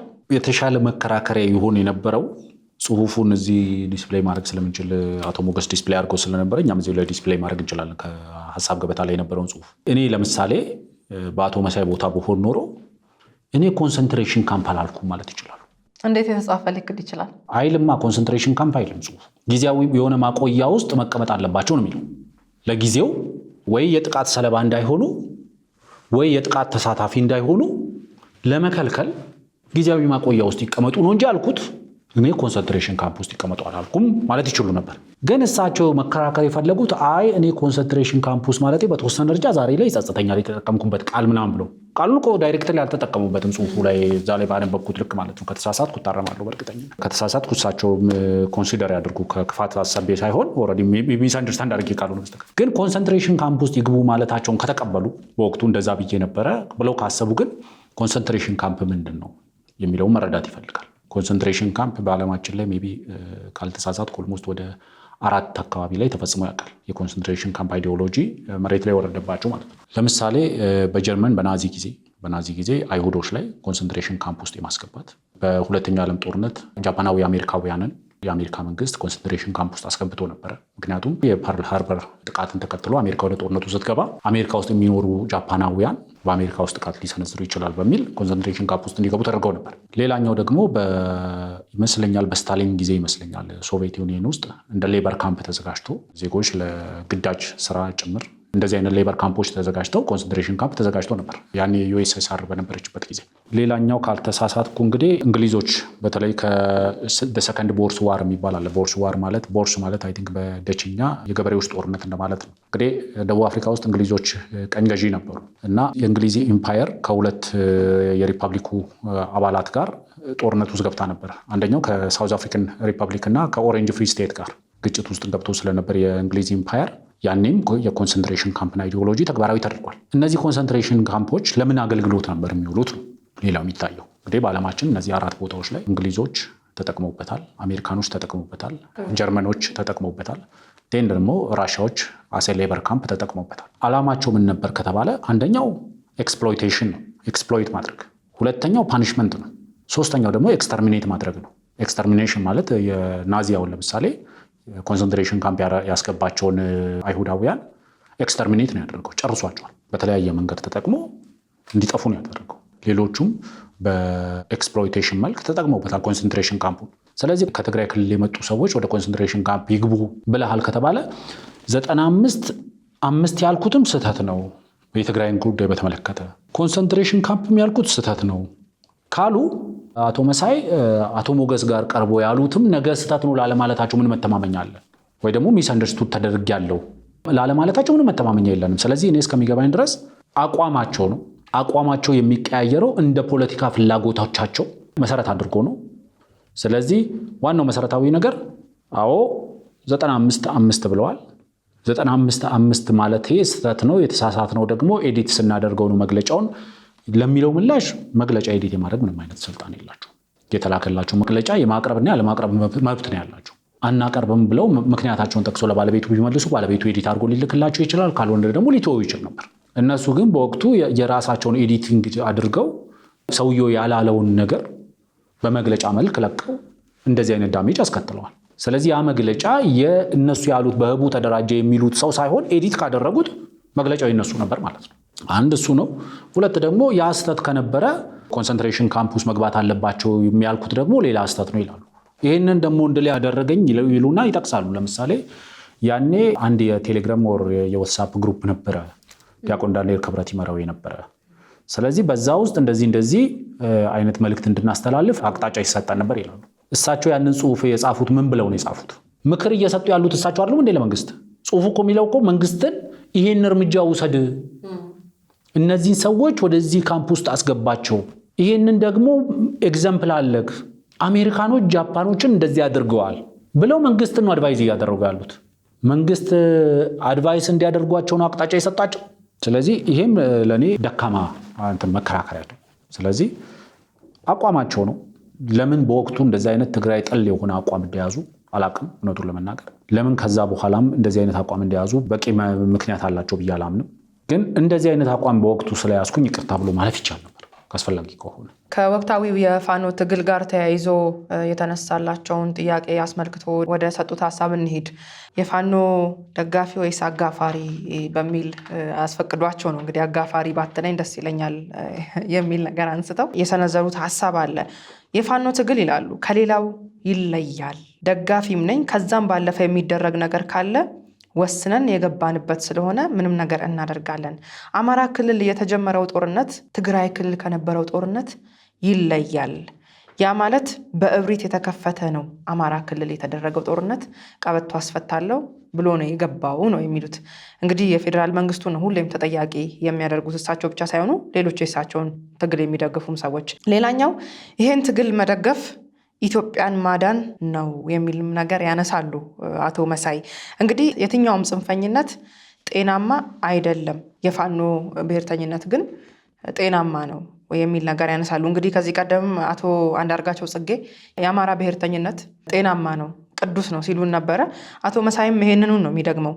ምናልባት በቪዲዮ ማስረጃ እያቀረብን ብናወራ እዚህ ጋር አንድ ቪዲዮ ላይ የሚሉትን ሰምተን ወደ ጥያቄ ይመጣለሁ። ይህንን ማህበረሰብ መደገፍ እውነቴን ነው የምልህ ጽድቅ ነው ብዬ ቃሉን አልጠቀሙ፣ ግን ተገቢ ነው። ኢትዮጵያንም ማዳን ሊሆን ይችላል።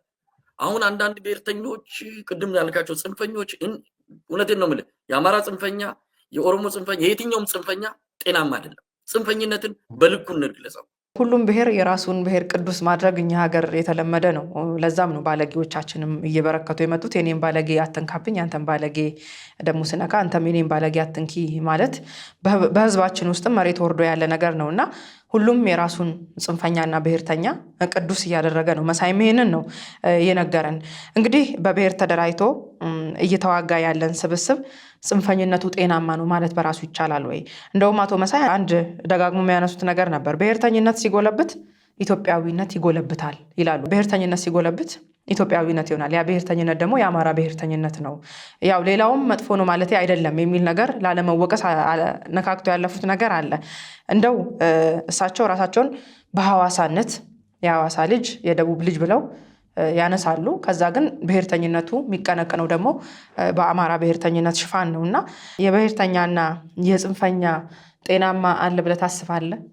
ምክንያቱም ብሔርተኝነት አለ ጤናማ እንደሚሉት እነሱ፣ ሌላው ደግሞ የሚገልም የሚያጠፋም ብሔርተኝነት አለ እና ለይተው ብዙ ጊዜ ሲናገሩ የአማራን ብሔርተኝነት ቅዱስ ነው የሚያደርጉት እና እንደው የብሔርተኛ እና የጽንፈኛ ጤነኛ አለ ብለህ ታስባለህ አንተ? ካለስ በምን መልኩ? እነሱ ከሚሉት የተለየ ሀሳብ ካለክ ብዬ ነው። አቀላቀልሽው። ለምሳሌ ብሔርተኝነትና ጽንፈኛ መካከል ሰፊ ልዩነት አለ።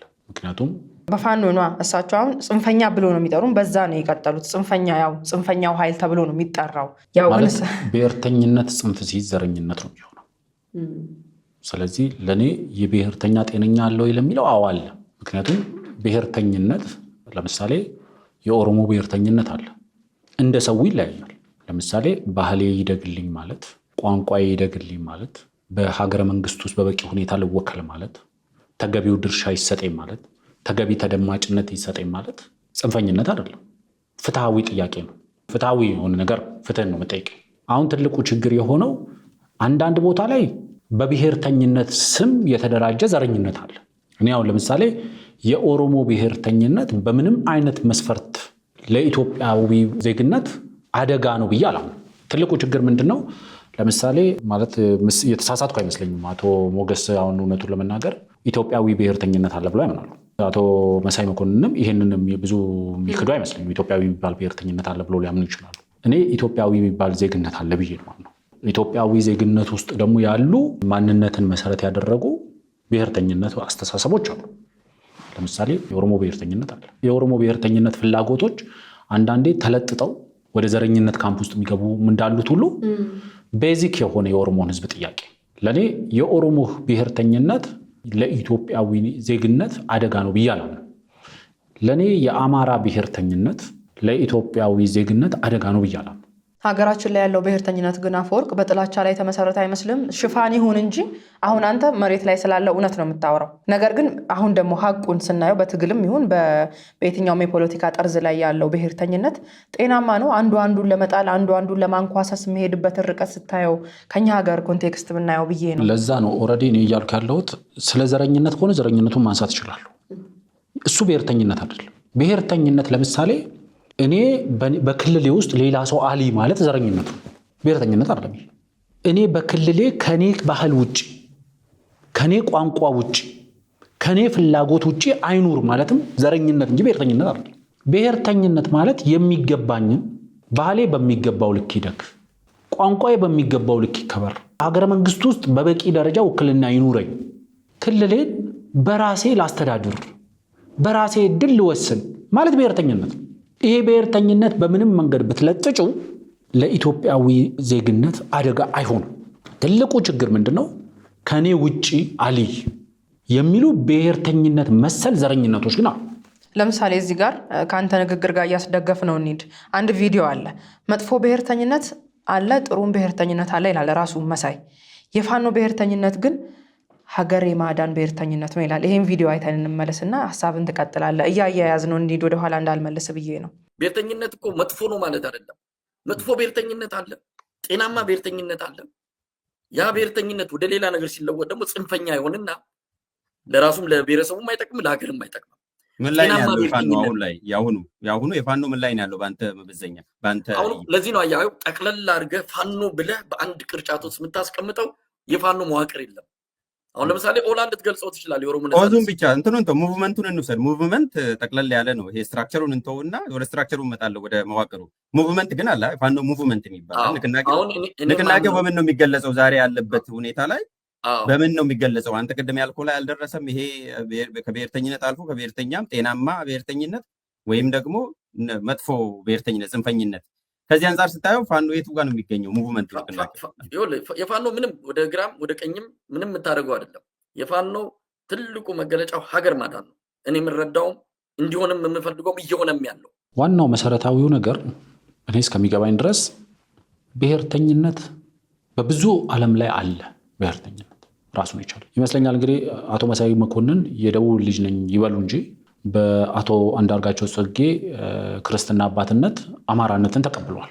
ምክንያቱም በተደጋጋሚ ጠይቀው አታስብ፣ በእኔ የአማራነት ዴፊኒሽን ውስጥ መሳይ መኮንን አማራ ነው ስላሏቸው አማራ ናቸው። ለእኔ ዌል ማኔጅድ ከሆነ በሌላ ጠልነት ላይ ካልተመሰረተ በተደጋጋሚ ለምሳሌ አቶ አንዳርጋቸው ጽጌም ሆኑ አቶ መሳይ መኮንን በተለያየ መንገድ ሀሳባቸውን ሲገልጹ ሰማለሁ። አሁን በቅርብም አቶ አንዳርጋቸው ጽጌ ከኤሚስ ቅድም ካነሳሁት ሚዲያ ጋር በነበራቸው ቆይታ የአማራ ብሔርተኝነት አማራ እንደ ብሔር መሰረት ያደረገ ነው፣ ኢትዮጵያ ውስጥ ደግሞ ብሔር አለ ከተባለ ብቸኛው ብሔር አማራ ነው የሚል አቋም አራምደዋል። ከዚህ በፊትም በጽሁፍም እንደዚህ አይነት አቋም አራምደዋል። ለእኔ እስከሚገባኝ ድረስ ምንም ማሸፋፈን የማያስፈልገው ሁለት ካታጎሪ ነው ያለው። ብሔርተኝነትን የፈለገ ልትለጥጩ ትችላለሽ ማለት የራስን ባህል፣ የራስን ቋንቋ፣ አለባበስ፣ ታሪክ፣ ወግ፣ ልማድ የምንላቸውን ነገሮች ማሳደግ አንዱ የብሔርተኝነት መገለጫ ነው። ለምሳሌ ባህሌ ማደግ አለበት፣ ቋንቋዬ የስራ ቋንቋ መሆን አለበት፣ የመንግስታዊ አገልግሎቶች በእኔ ቋንቋ ሊሰጡ ይገባል ማለት ብሔርተኝነት ሊሆን ይችላል። ከእኔ ውጪ ማየት አልፈልግም ማለት ግን ዘረኝነት ነው። ለምሳሌ ቋንቋና አለባበስን ባህልን አንስታል። ኢትዮጵያ ውስጥ እንግዲህ አንድ ባህል እንዳለው ነገር ሆኖ ነው በብዙ በሚዲያም ድራማዎቻችን፣ ዘፈኖቻችን ስናይ አንድ ጎራ ላይ የተሰለፉ ናቸው። አሁን ላይ በተለይ የኦሮሞ ባህል ልብስ ብትለብስ የአሸንዳ ጊዜ ባህል ስትል እንደዚህ አይነት ነገር እኮ ያመጣብን ወያኔ ነው። ይሄ ብሔር ብሔረሰብ እየተባለ ይባላል ህዳር 29 ሲደርስ ሌላ የባህል ልብስ ተለብሶ ሲታይ ይሄ ደግሞ ከየት የመጣ ነው አቤት ዘረኝነት የሚል ነገር አለ። ለምሳሌ ቋንቋን ብትወስድ ኦሮምኛ ብታወራ ከዘረኝነት ጋር፣ ሌላ ቋንቋ ስታወራ ከዘረኝነት ጋር የመለጠፍ ነገርም እናያለን። ማህበረሰብ ውስጥም እንደዚህ አይነት በሽታዎች አሉ። አሁን እኮ ትልቁ ችግር ቋንቋ ባህልሽ አይደለም እየተካድሽ ያለሽው፣ ብሔርሽንም ነው እየተካድሽ ያለሽው። በአደባባይ ተወጥቶ እንደ እውቀት ከኔ ውጪ ብሔር የለም ማለት እውቀት ነው። በቃ እኔ ብቻ ነኝ ብሔር፣ የብሔርነት መስፈርት የማሟላው እኔ ብቻ ነኝ፣ ሌሎች ብሔር አይደሉም፣ ገና ጎሳ ናቸው፣ ገና የእድገት ደረጃቸውን አልጨረሱም ብሎ በአደባባይ የሚነገርበት ሀገር። ስለዚህ ለእኔ እስከሚገባኝ ድረስ ኢትዮጵያዊ የሚባል ብሔርተኝነት የለም። አንድ ነገር ብሔርተኝነት ማለት የራሱ መገለጫ አለው። በስታሊን ዲፊኒሽን እንውሰድ ከተባለ ኔሽንን ዲፋይን ሲያደርገው የራሱ ባህል፣ የራሱ ቋንቋ፣ የራሱ ታሪክ፣ የራሱ ሀገር ምናምን የሚለው ዲፊኒሽን አለ። በዚህ መስፈርት ውስጥ ካስገባ ነው ብዙ ብሔሮች ኢትዮጵያ ውስጥ አሉ። እነዚህ ብሔሮች የራሳቸው ቋንቋ አላቸው፣ የራሳቸው ባህል አላቸው፣ የራሳቸው ታሪክ አላቸው። እነዚህ ሰዎች የሰፈሩበት መሬትም አለ። ስለዚህ ዲፊኒሽኑን ያሟላሉ። ትልቁ ችግር ለምሳሌ አማርኛ ቋንቋ የፌዴራል መንግስቱ የሥራ ቋንቋ ነው። የፌዴራል መንግስቱ የሥራ ቋንቋ በመሆኑ እኔ ደስተኛ ነኝ። እኔና አንቺ ሲያሰኘን በአማርኛ እናወራለን፣ ሲያሰኘን በኦሮምኛ እናወራለን፣ ካስፈለገ በእንግሊዝኛ እናወራለን፣ መግባባት እስከቻለን ድረስ አይደለም። እኔ አማራ ስለሆንኩ የአማርኛ ቋንቋ የፌዴራል መንግስቱ የሥራ ቋንቋ በመሆኑ ተጠቃሚ ሆኜ ሳለ ሌላ ኦሮሞ ወይም ደግሞ ሌላ ትግሬ ወይም ሌላ ሶማሌ አይ የኔ ቋንቋም የፌዴራል መንግስቱ የሥራ ቋንቋ ይሁንልኝ ሲል አይ ከአማርኛ ውጪ ሌላ ቋንቋ የፌዴራል መንግስቱ የሥራ ቋንቋ መሆን የለበትም የሚል ኃይል ከተፈጠረ ያ ኃይል ስሙ ብሔርተኝነት አይደለም፣ ዘረኛ ነው። ይሄ ኃይል ግን ተፈጥሯል። ስለዚህ አንደኛው ዲፊኒሽኑን ሪዲፋይን ማድረግ የሚያስፈልገው በብሔርተኝነትና በዘረኝነት መካከል ሰፊ ልዩነት አለ። ብሔርተኝነት ሪፈረንሱ አንቺ ነሽ። እንደ ሪፈረንስ የሚወስደው ባህሉን፣ ቋንቋውን፣ ወጉን፣ ታሪኩን ምናምኑን ማሳደግ ይፈልጋል። ጥቅሙን በሀገረ መንግስቱ ውስጥ ጥቅሙን ማስጠበቅ ይፈልጋል። ፍላጎቱ የሀገረ መንግስቱ ፍላጎትም እንዲሆንለት ይፈልጋል። የኔ ብቻ ግን አይልም። የሀገረ መንግስቷ የምትከተለው ፍላጎት የኔም ፍላጎት ብቻ፣ ሀገረ መንግስቷ ቋንቋ የኔ ቋንቋ ብቻ። ምክንያቱም ብዙ ሰዎች ይህንን ላይቀበሉ የሚችልበት አንደኛው ነገር አሁን ለምሳሌ እኔ ኢትዮጵያዊ ብሔርተኝነት የለም ኢትዮጵያዊ ዜግነት ነው ያለው ስል ብዙ ሰዎች ሊከራከሩ ይችላሉ። ግን እስቲ አንድ የኢትዮጵያዊ ብሔርተኝነት መገለጫ ብሔር የሚባለው ዲፊኒሽን እንግዲህ ኔሽን ከሚለው የስታሊን ዲፊኒሽን እናምጣና ብሔር ምንድን ነው ብለን 4 መስፈርቶች አሉት አይደል? እሺ እንደው ኢትዮጵያ የምትባል ቆዳ ስፋት ያላት ሀገር አለች። ኢትዮጵያ የምትባል እሺ ታሪክ አላት እንበል። እሱ መከራከሪ ቢሆንም የኢትዮጵያ ቋንቋ ምንድን ነው? እንደነሱ ካምፕ ከሆነ አማርኛ ነው ያው ብሔር ከሆነ። አዎ። ስለዚህ ኢትዮጵያዊ ብሔርተኝነት የሚባለው የለም፣ ኢትዮጵያዊ ዜግነት ነው። ኢትዮጵያዊ ዜግነት የተቋቋመው ደግሞ በተለያዩ ብሔሮች ውህድ ማለት ማንነታችንን አይደለም ያዋሃድ ነው፣ ፍላጎቶቻችንን ነው ያዋሃድ ነው። ትልቁ ተቃውሞ የሚነሳው ከህገ መንግስቱ ስንጀምር ይሄ ብሔር ብሔረሰቦች የሚለው ነገር ነው ቀድሞ የሚሰለፈው በዚህ ጎራ። ያም እኮ ነው አሁን ብሔር የሚባል ነገር አናቅም እኛ አንድ ኢትዮጵያ ናት ያለችው የሚሉን ሰዎች ናቸው። ዛሬ እንግዲህ ትላንት ኢትዮጵያ ፈርስት ነበሩ፣ ዛሬ አማራ ፈርስት ሆኗል። ትላንትና ኦሮሞ ፈርስት ነኝ ያለውን ኃይል እንዴት ሲያዩትና እንዴት ሲተነትኑበት እንደነበረ እናውቃለን። ዛሬ ግን ተመስገን ነው ብዙ ራሱን የገለጠ ሰው አለና ጭምብሉ ወድቆ ሁሉም ከኢትዮጵያ ፈርስትነት ወደ አማራ ፈርስትነት የመሸጋገር ነገር አድርጓል። ይህንንስ እንዴት እናየዋለን? እዚህ ውስጥ ዋናው መሰረታዊ ነገር ሰዎች ራሳቸውን መጠየቅ ያለባቸው በኢትዮጵያዊ ማንነት በሚሉትና አማራዊ ማንነት በሚሉት ወይም ደግሞ አማራ ናሽናሊዝም በሚሉትና ኢትዮጵያ ናሽናሊዝም መካከል ብዙ ልዩነት የለም። በዲፊኒሽን የኢትዮጵያ ማንነት መገለጫ ብለው የሚዘረዝሯቸው ሁሉ ለምሳሌ የኢትዮጵያዊነት መገለጫ የኢትዮጵያዊ ብሔርተኝነት መገለጫ ኦሮምኛ ቋንቋ አይደለም። የምስራቁ ያለባበስ ወይም ደግሞ የደቡቡ ያለባበስ ባህል የኢትዮጵያ ብሔርተኝነት መገለጫ አይደለም። ዋናው መሰረታዊው ነገር ሰዎች ራሳቸው መጠየቅ ያለባቸው ኢትዮጵያዊ ብሔርተኝነት አለ የሚሉ ሰዎች ለምሳሌ ኢትዮጵያዊ ብሔርተኝነት ማለት ምንድን ነው?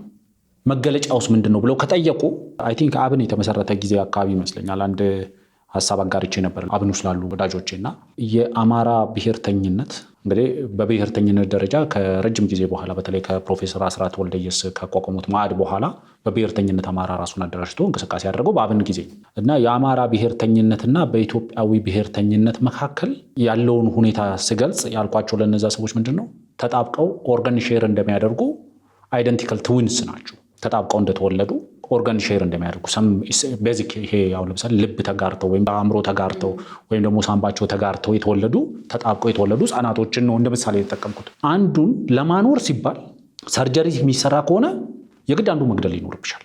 ምክንያቱም አንዱ ኦርጋን ያለው ስለዚህ ኦርጋኑን ሼር ተዳራርገው ስለሆነ የፈጠሩት አንዱን ኦርጋን ወደ አንዱ ታረጊና አንደኛውን ታስወግጃለሽ ማለት ነው። በአማራና በኢትዮጵያዊ ብሔርተኝነት በሚባለው መካከል ያለው ጥብቅና ቱ ዳት ኤክስቴንት ነበር። ስላቸው የነበረው የአማራ ብሔርተኝነትን ለማዋለድ ብላችሁ የምትወስዷቸው ማንኛውም እርምጃ ኢትዮጵያዊ ብሔርተኝነት የምትሉትን ይገለዋል።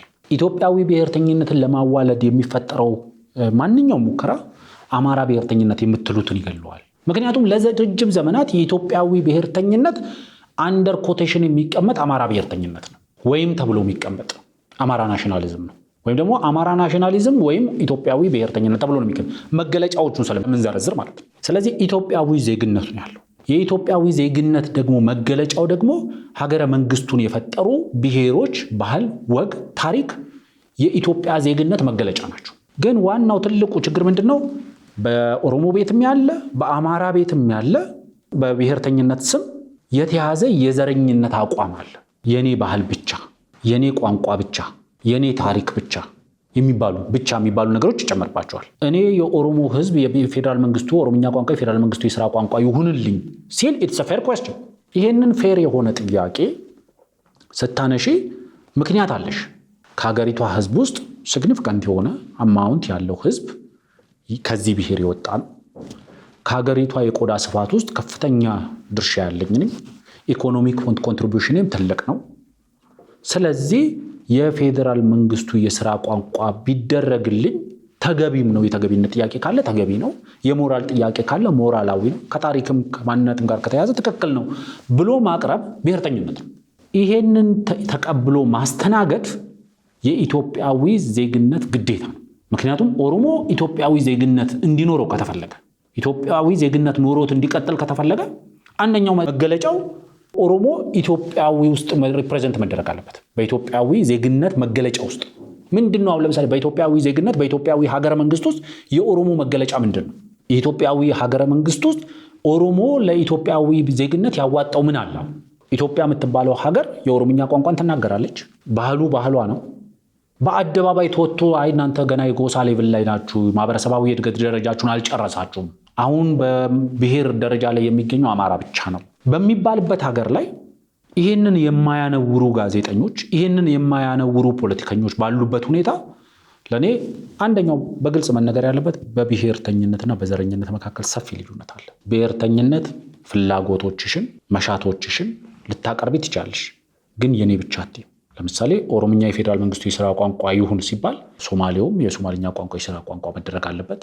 ለትግራይም የትግርኛ ቋንቋ የፌደራል መንግስቱ የሥራ ቋንቋ መደረግ አለበት። ግን እነዚህ ቋንቋዎች ኢትዮጵያዊ ዜግነት ህብ ውስጥ ያሉ ማንነቶችን ሪፕሬዘንት ያደርጋሉ። ስለዚህ ኢትዮጵያዊ ዜግነት የነዚህ መዋጮ ይሆናል ማለት ነው። አሁን ትልቁ ችግር ምንድነው? በኢትዮጵያዊ ብሔርተኝነት ስም የተሸፈነ አማራ ብሔርተኝነት አለ። ሲያዋጣቸው አማራ ብሔርተኛ ሆነው ይመጣሉ። ሌላ ቀን ደግሞ ኮፍያቸውን ቀይረው ቲሸርታቸውን ቀይረው ኢትዮጵያዊ ብሔርተኝነት ሆነው ይመጣሉ። አሁን ትልቁ ነገር እነ መሳይም ጋር ያለው ሌሎች የአማራ ብሔርተኞች መካከል ያለው ልዩነት መሰረታዊ ልዩነት አውለ ብዬን የምወስደው አንደኛው ነገር ብሔርተኝነትና ዘረኝነት መካከል መለየት አለባቸው። በኦሮምኛ ቋንቋ መናገር ብሔርተኝነት ሊሆን ይችላል። በኦሮምኛ ሰቦኑማ ይባላል አይደል? ማለት ለምሳሌ ሰቦኑማ እኮ ማለት እኮ በማንነትሽ መኩራት ማለት ነው። በማንነትሽ በቃ ባለሽ ነገር በቋንቋሽ አታፍሪበትም፣ አትሸማቀቂበትም። በባህልሽ አታፍሪበትም፣ አትሸማቀቂበትም። ሰቦኑማ የሚለው ቃል የመጣው ከዛ ነው። ብሔርተኝነት የሚለው በደንብ ለዛውም ላይገልጠው ይችላል። ዘረኝነት ማለት ግን በእኔ ፊት ከኔ ቋንቋ ውጭ አይን ነገር ማን ነው? ይሄንን ዛሬ እያለ ያለው ከኔ ቋንቋ ውጭ ሌላ ቋንቋ የፌደራል መንግስት ቋንቋ አይሁን የሚለው ማን ነው? ይሄን ሁሉ ነገር ማንሳት ያስፈልጋል። ዘረኝነትና ብሔርተኝነት መካከል ልዩነቱ ከገባን ኢትዮጵያ ውስጥ ያለው ብሔርተኝነትም አለ ዘረኝነትም አለ። ጽንፈኝነት ወይቱ ጋር እናስቀምጠው። ብዙ ጊዜ ጽንፈኛ የምትለው ቃል በመንግስትም እኛም እየደጋገምን እናነሳዋለን። እዚህ ጋርም ተነስቷል። እንግዲህ ማለት ጽንፈኛ ብሔርተኛ ማለት ዘረኛ ማለት ነው ዴፊኒሽኑ በቃ። ስለዚህ ለኔ እስከሚገባኝ ድረስ ሁለት አማራጭ ነው ያለው። አንድ ብሔርተኛ መሆን፣ ሁለት ዘረኛ መሆን። ብሔርተኛ ማለት በራስሽ ነገር መኩራት ሲሆን ዘረኛ ማለት ከኔ ውጪ ወደ ውጪ ማለት ነው። ከብሔርተኝነቱ ጉዳይ ሳንወጣ አንድ የመጨረሻ እሳቸው የሚያነሱትን ሀሳብ እናንሳ። እንግዲህ የአማራ ብሔርተኝነት በፍጹም ከኢትዮጵያዊነት ጋር አይጋጭም የሚል አቋም እስከ መጨረሻው እያራመደ ነው የነበረው በዚህ ውይይት። መሳይ ሁሌም እንደሚለው እንግዲህ የራሱን ብሔርተኝነት ቅዱስ እያደረገ ነው። በተለይ ደግሞ የሞገስም አንስተውለት ነበረ።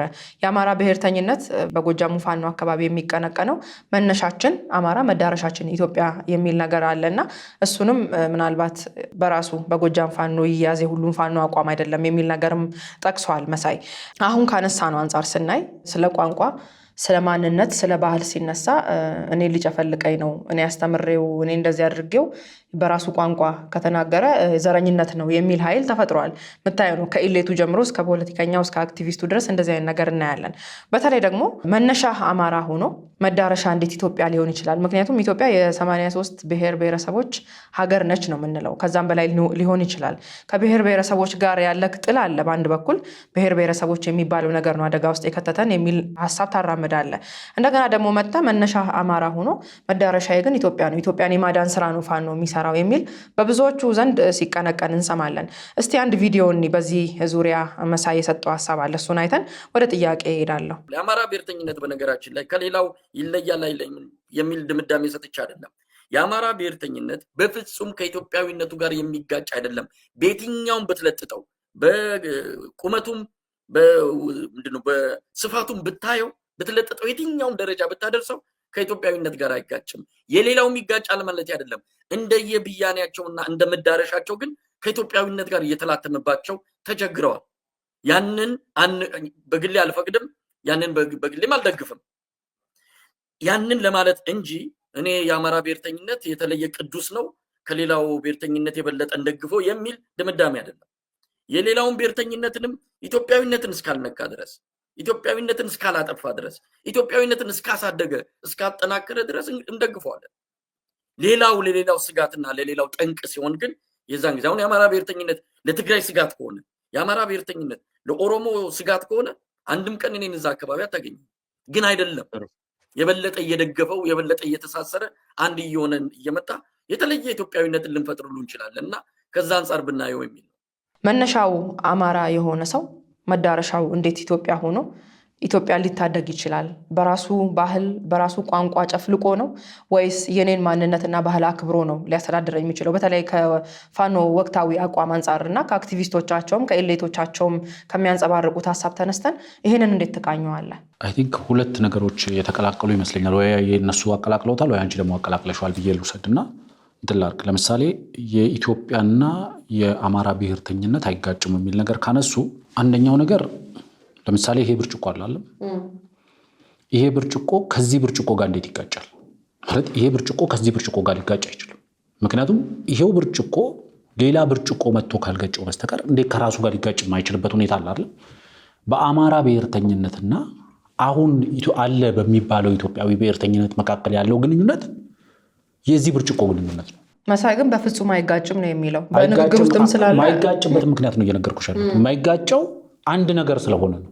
ለመጋጨት እኮ አትሊስት ሁለት ነገር ያስፈልጋል። ኢትዮጵያዊ ብሔርተኝነት ያስፈልጋል፣ አማራ ብሔርተኝነት ያስፈልጋል። አማራ ብሔርተኝነት ማለት ኢትዮጵያዊ ብሔርተኝነት ነው።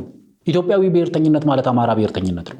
ምክንያቱም አንድን ብሔርተኝነት የሚያሰኙት መገለጫዎች አሉት። በኢትዮጵያዊ ብሔርተኝነት መገለጫዎችና በአማራ ብሔርተኝነት መገለጫ ውስጥ እስቲ ምን ልዩነት አለ?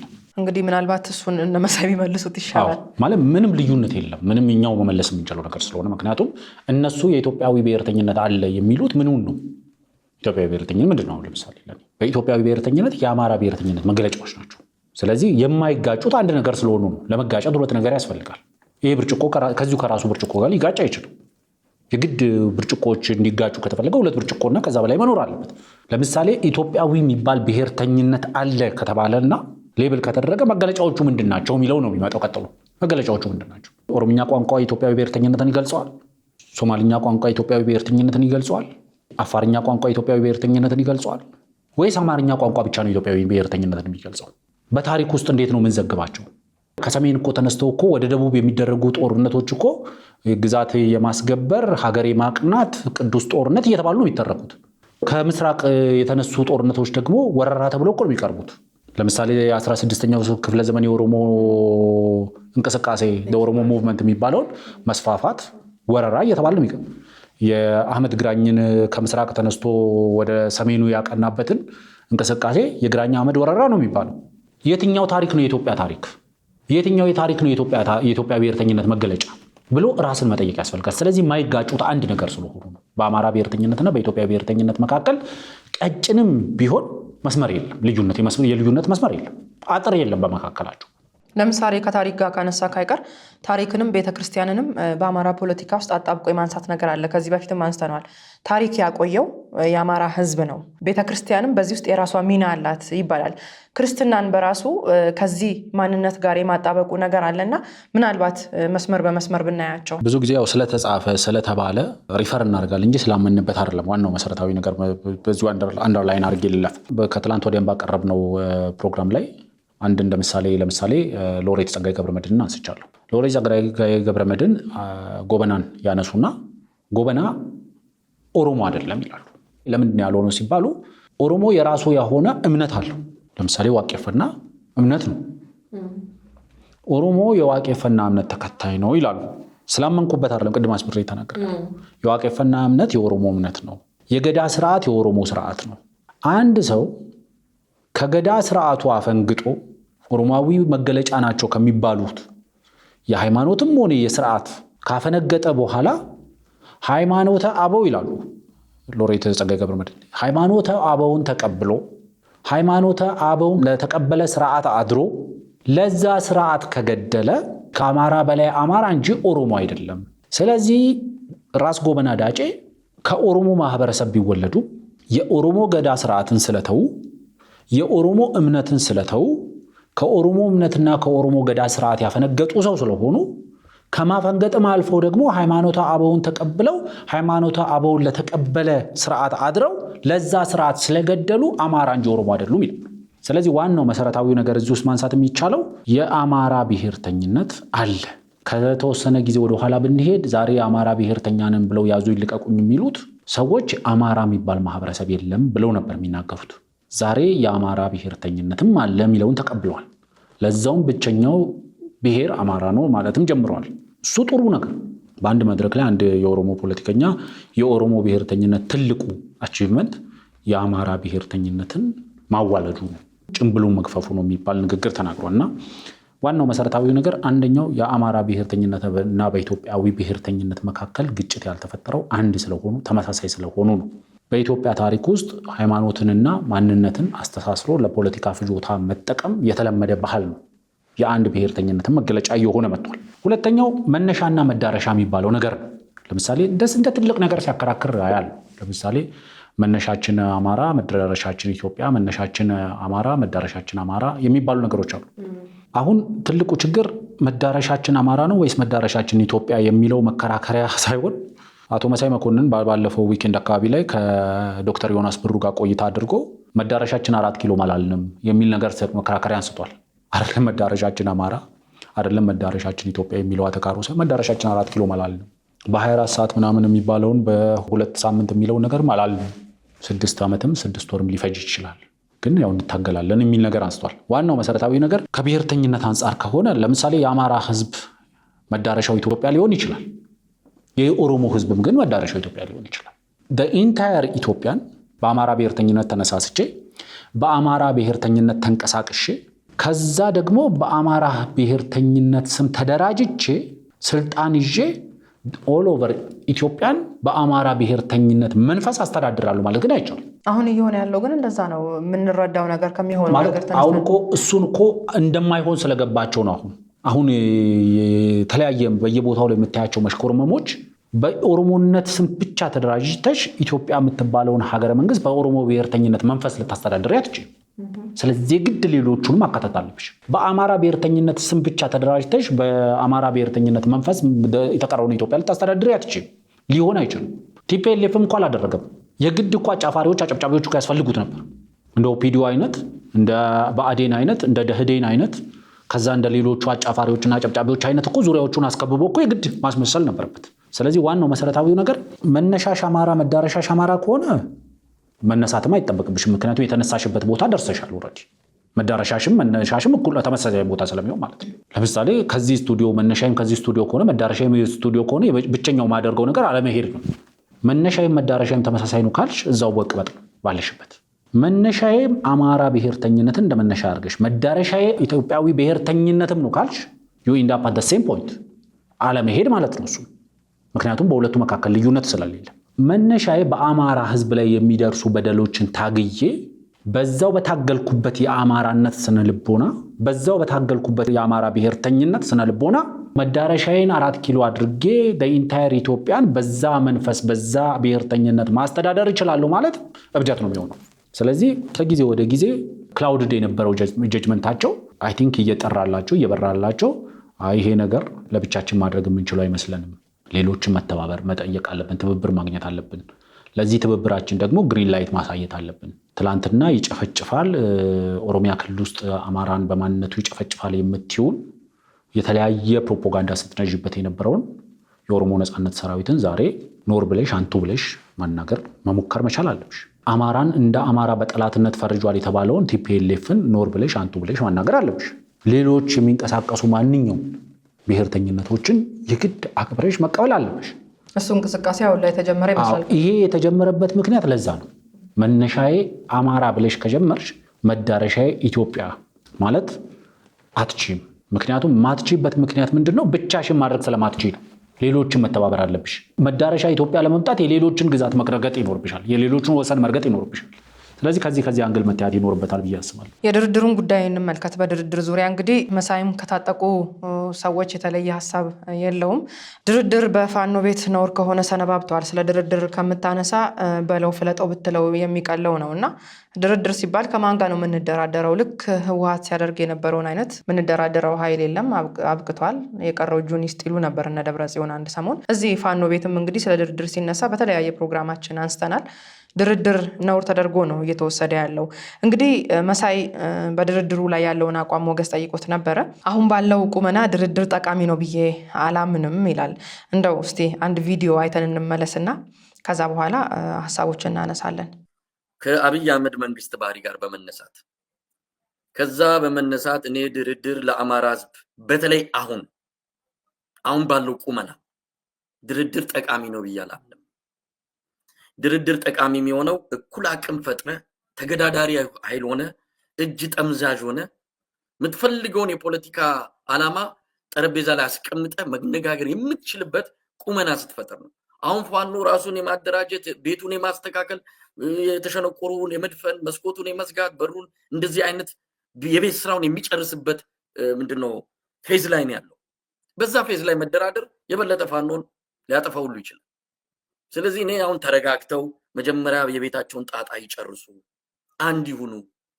ድርድር የሚባለው ነገር ለአብይ አህመድ የመከፋፈያ መሳሪያ ነው። ከዚህ በላይ በድሮን ያልቻለውን በምናምን ያልቻለውን በዚህ በድርድር በሚባለው ሀሳብ ሊከፋፍላቸው ስለሚችል እዚህ ላይ ጥንቃቄ አድርጉ። እንግዲህ ቀደም ሲል ፋኖ ከምን ጊዜም በላይ ተደራጅቷል። ትከሻ መለካካት ጀምሯል ከፌዴራል መንግስቱ ጋር። ይህንን ደግሞ በትጥቅም በሰው ኃይልም በልጧል ነው ሲሉ የነበሩት ከዚህ በፊት። አስረስ ማረም ይሄን ይላል። የተለያዩ የፋኖ አመራሮች እዚሁ መሳይ ጋር ቀርበው እንዲሁ ሲሉን ነበር። መሳይም ብዙ ነገር እንግዶችን ሲያቀርብ ፋኖ ከዚህ በኋላ ወደኋላ የሚመልሰው ኃይል እንደሌለ ነገሮችን እየጨረሰ እንደሆነ በተደጋጋሚ ይነግረናል። አንድ ሐሙስ የቀረው መንግስት ነው። ትንሽ ጊዜ ጠብቁን፣ ከ2 ከ3 ቀን በኋላ ደስታ ይሆናል፣ እንደግሳለን። ዘመቻ አንድነት ትልቅ ቦታ ትልቅ ነገር ይዞ ይመጣል ብለው ይሄው 19ኛ ነው 20ኛ ቀኑን ይዟል ዘመቻው።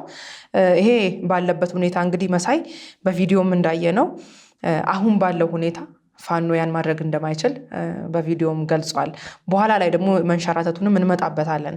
እንግዲህ ድርድር እንደምታውቀው በአክቲቪስቶቹም በኢሌቶቹም በገንዘብም የሚደግፉ ዲያስፖራዎች የድርድርን ጉዳይ ከቁብ ሲቆጥሩ አናይም። ዓለም አቀፉ ማህበረሰብ የፋኖን ትግል ትኩረት ነፍጎታል፣ ትኩረት አላገኘም ብለው ሲጮሁ ነበር በፊት። በተለይ ደግሞ የትግራይን ጉዳይ ያነሱ እንዴት የትግራይ ጉዳይ ያናል ትኩረት አግኝቶ የኛ ነገር እንደዚህ ሊሆን ቻለ የሚል ጭቅጭቆች ነበሩ። አሁን ደግሞ እንግዲህ በዘመቻ አንድነት የዓለም አቀፉ ማህበረሰብ ትኩረት እየሰጠው ነው ለፋኖ ትግል።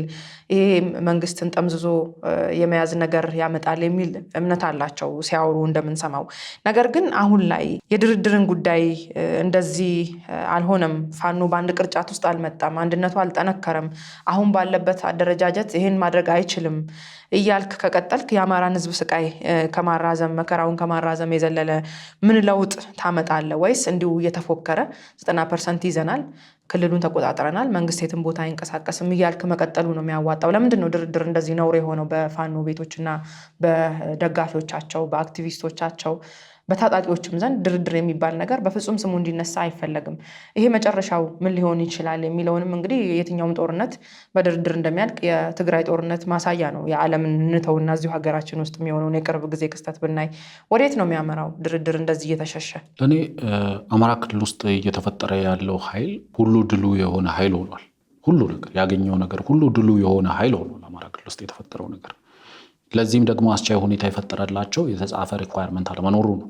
የተጻፈ ኢንድ ጌም የላቸውም፣ የተጻፈ ፍላጎት የላቸውም፣ የተጻፈ መዳረሻ የላቸውም። እከሌ እኮ የሆነ ሰው ይላል የፈለገውን ነገር፣ ከዛ ያንን ጠቅሰሽ እከሌ እንደዚህ ብሏል ስለዚህ አቋማችሁ ይሄ ነው ወይስ አይ እሱ ማለት እኮ አይወክልም ትያለሽ። የሚወክሉትን ሰዎች እከሌ ሲናገር ነው የሚወክለው አይሉሽም። እና ብዙ ጊዜ በተደጋጋሚ እንደማነሳው የቪሌጅ ኢዲየት ቲዎሪ አለ። አንድ ጎበዝ የሆነ አዳኝ ከአንድ አካባቢ ወደ ሌላ አካባቢ እየተንቀሳቀሰ እያለ በአንድ ጫካ ውስጥ ማቋረጥ ነበረበትና በጫካ ውስጥ ሲያቋርጥ መሀላቸው ይሄ ቡልስ አይ በሚባል ደረጃ መሀላቸው የተበሳ የኢላማ ታርጌቶችን ያገኛል። ከዛ ይደነግጣል።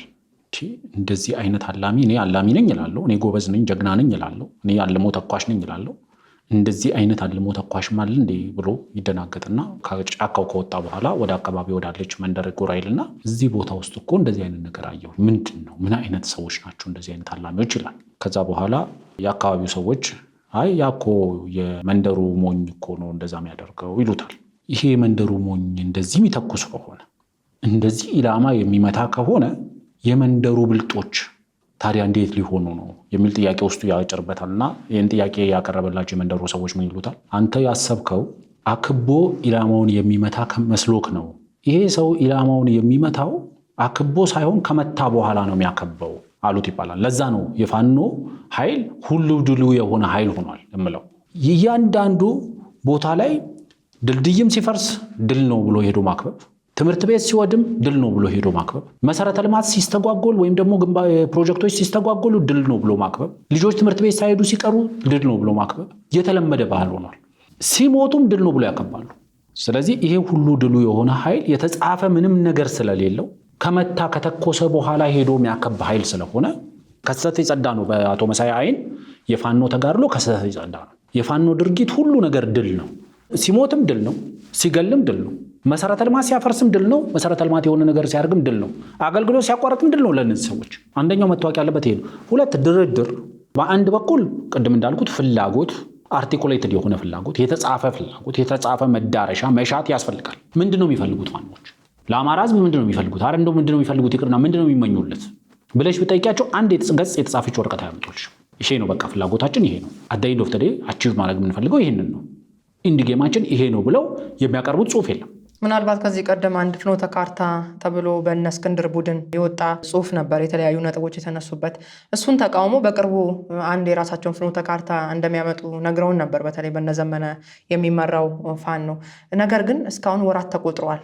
ለምንድን ነው ይሄ ሲዘገየው ብለን ማለት መገመት አንችልም። ፍላጎቱ ማጠፊያ ስለሌለው ነው ወይስ ከሌሎቹ ጋር ለማበር በሚደረገው ሂደት ውስጥ የሚመጡ ነገሮች ተደብቀው መቆየት ስላለባቸው? ማለት የሆነ ፍኖተ ካርታ ምናምን ሳይሆን አንድ ትግል ሲጀምር መዳረሻው በግልጽ ቋንቋ ሊቀመጥ ይገባል። ፍላጎቱ መሻቱ ለምንድን ነው የምንሞተው፣ ለምንድን ነው የምንገድለው የሚለው በግልጽ መቀመጥ ነበረበት። አልተቀመጠም። ለመደራደር ይሄ መሰረታዊ ነገር ነው። ለምሳሌ ፍኖተ ካርታ ካለሽ፣ የራስሽ መዳረሻ ካለሽ፣ የራስሽ ፍላጎቶች ካሉሽ፣ የራስሽ መሻቶች ካሉሽ እነዚህ መሻቶችሽን ደርድረሽ የምታገለው እነዚህን ለማግኘት ነው። እነዚህን የማገኝበትን ደግሞ ማንኛውንም አማራጭ እጠቀማለሁ። ድርድርም ከሆነ በድርድር እነዚህ የማገኝበት ሁኔታ ካለ እደራደራለሁ። በሰላማዊ ትግል እነዚህ ማግኘት ከቻልኩም ሰላማዊ ትግል አደርጋለሁ። በሰላማዊ ትግልም በድርድርም ካላገኘው ደግሞ የትጥቅ ትግልም አማራጭ አደርጋለሁ ማለት ይቻላል። ከዛ የምትዋጊው መንግስት አይ እነዚህ ፍላጎቶቻችሁን በተወሰነ ደረጃ እንደዚህ አድርጋችሁ ኮምፕሮማይዝ ብታደርጉ ለመደራደርም በሰጥቶ መቀበልም ይሁን በተለያየ መንገድ ለመደራደር ዝግጁ ነኝ የሚል ነገር ሊል ይችላል።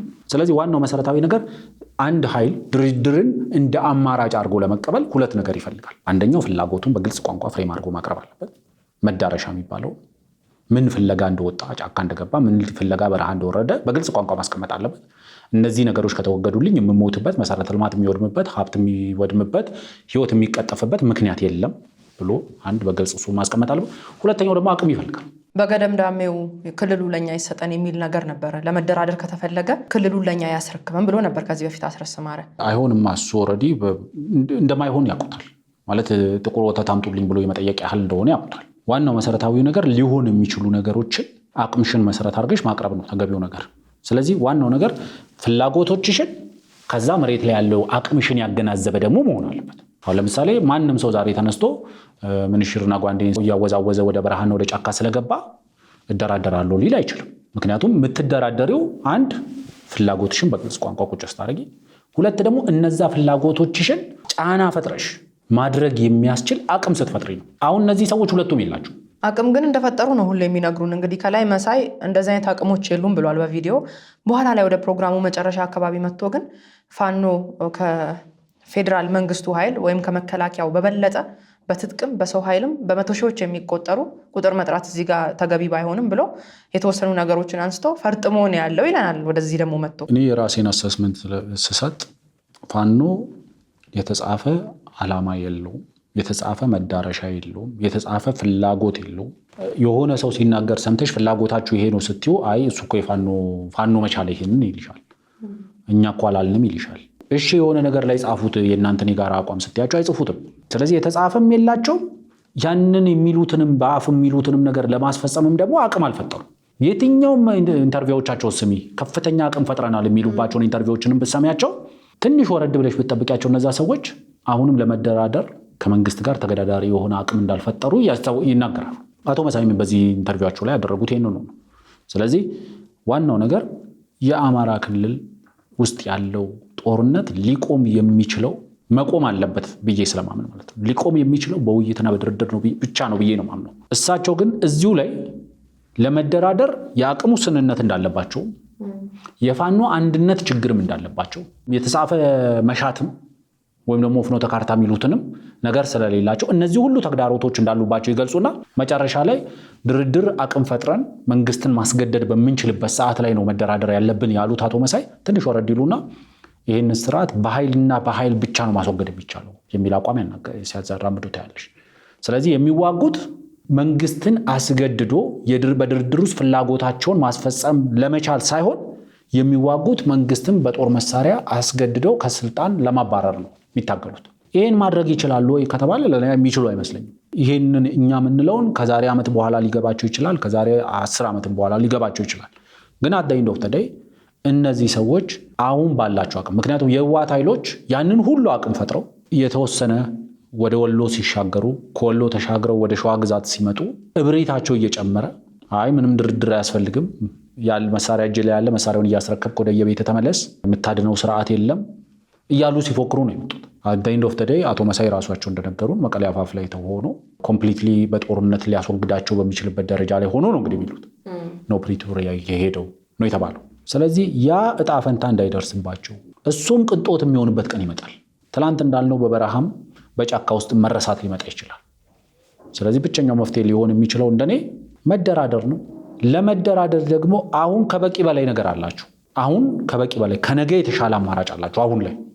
ምናልባት እንግዲህ የሞተው ይሙትና የቀረችውን የሰው ኃይል ይዘን እንደራደራለንም ሊሆን ይችላል። ምክንያቱም አሁን ባላቸው የችንክር ያለ አቋም ምናልባት አንዳንድ ጊዜ ምቱ ሲበረታ ልክ እንደ ህወሓት ወደዚህ ሊመጣ የሚችልበት አጋጣሚ ከሌለ በስተቀረ የድላቸውን መሞከራቸው አይቀርም። አሁን በያዙት አቋም ያው ሁሉም እንደ ህወሓት አይቅርብኝ የሚል አካሄድ እየሄደ ስለሆነ ምናልባት እንግዲህ እውነት ለህዝብ የሚያስቡ ከሆነ ያንን ሊያደርጉ ይችላሉ ብለን እናስባለን። ምናልባት ከህዝብ አንጻር በህዝብ ካየ ነው። በእነሱ አቋም ግን የሚሆን አይመስለንም። እስቲ የሚሆነውን አብረን እናያለን።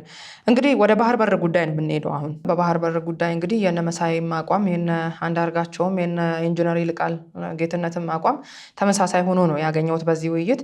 እንግዲህ ከዚህ ቀደም ቅንጦት ነው፣ ሉዓላዊት የሆነችን ሀገር መዳፈር ነው፣ ኤርትራን በጉልበት አስገድዶ ባህር በር ለመውሰድ እየተደረገ ያለ ግብ ነው ብለው በተለያየ መንገድ ሲገልጹት ነበር።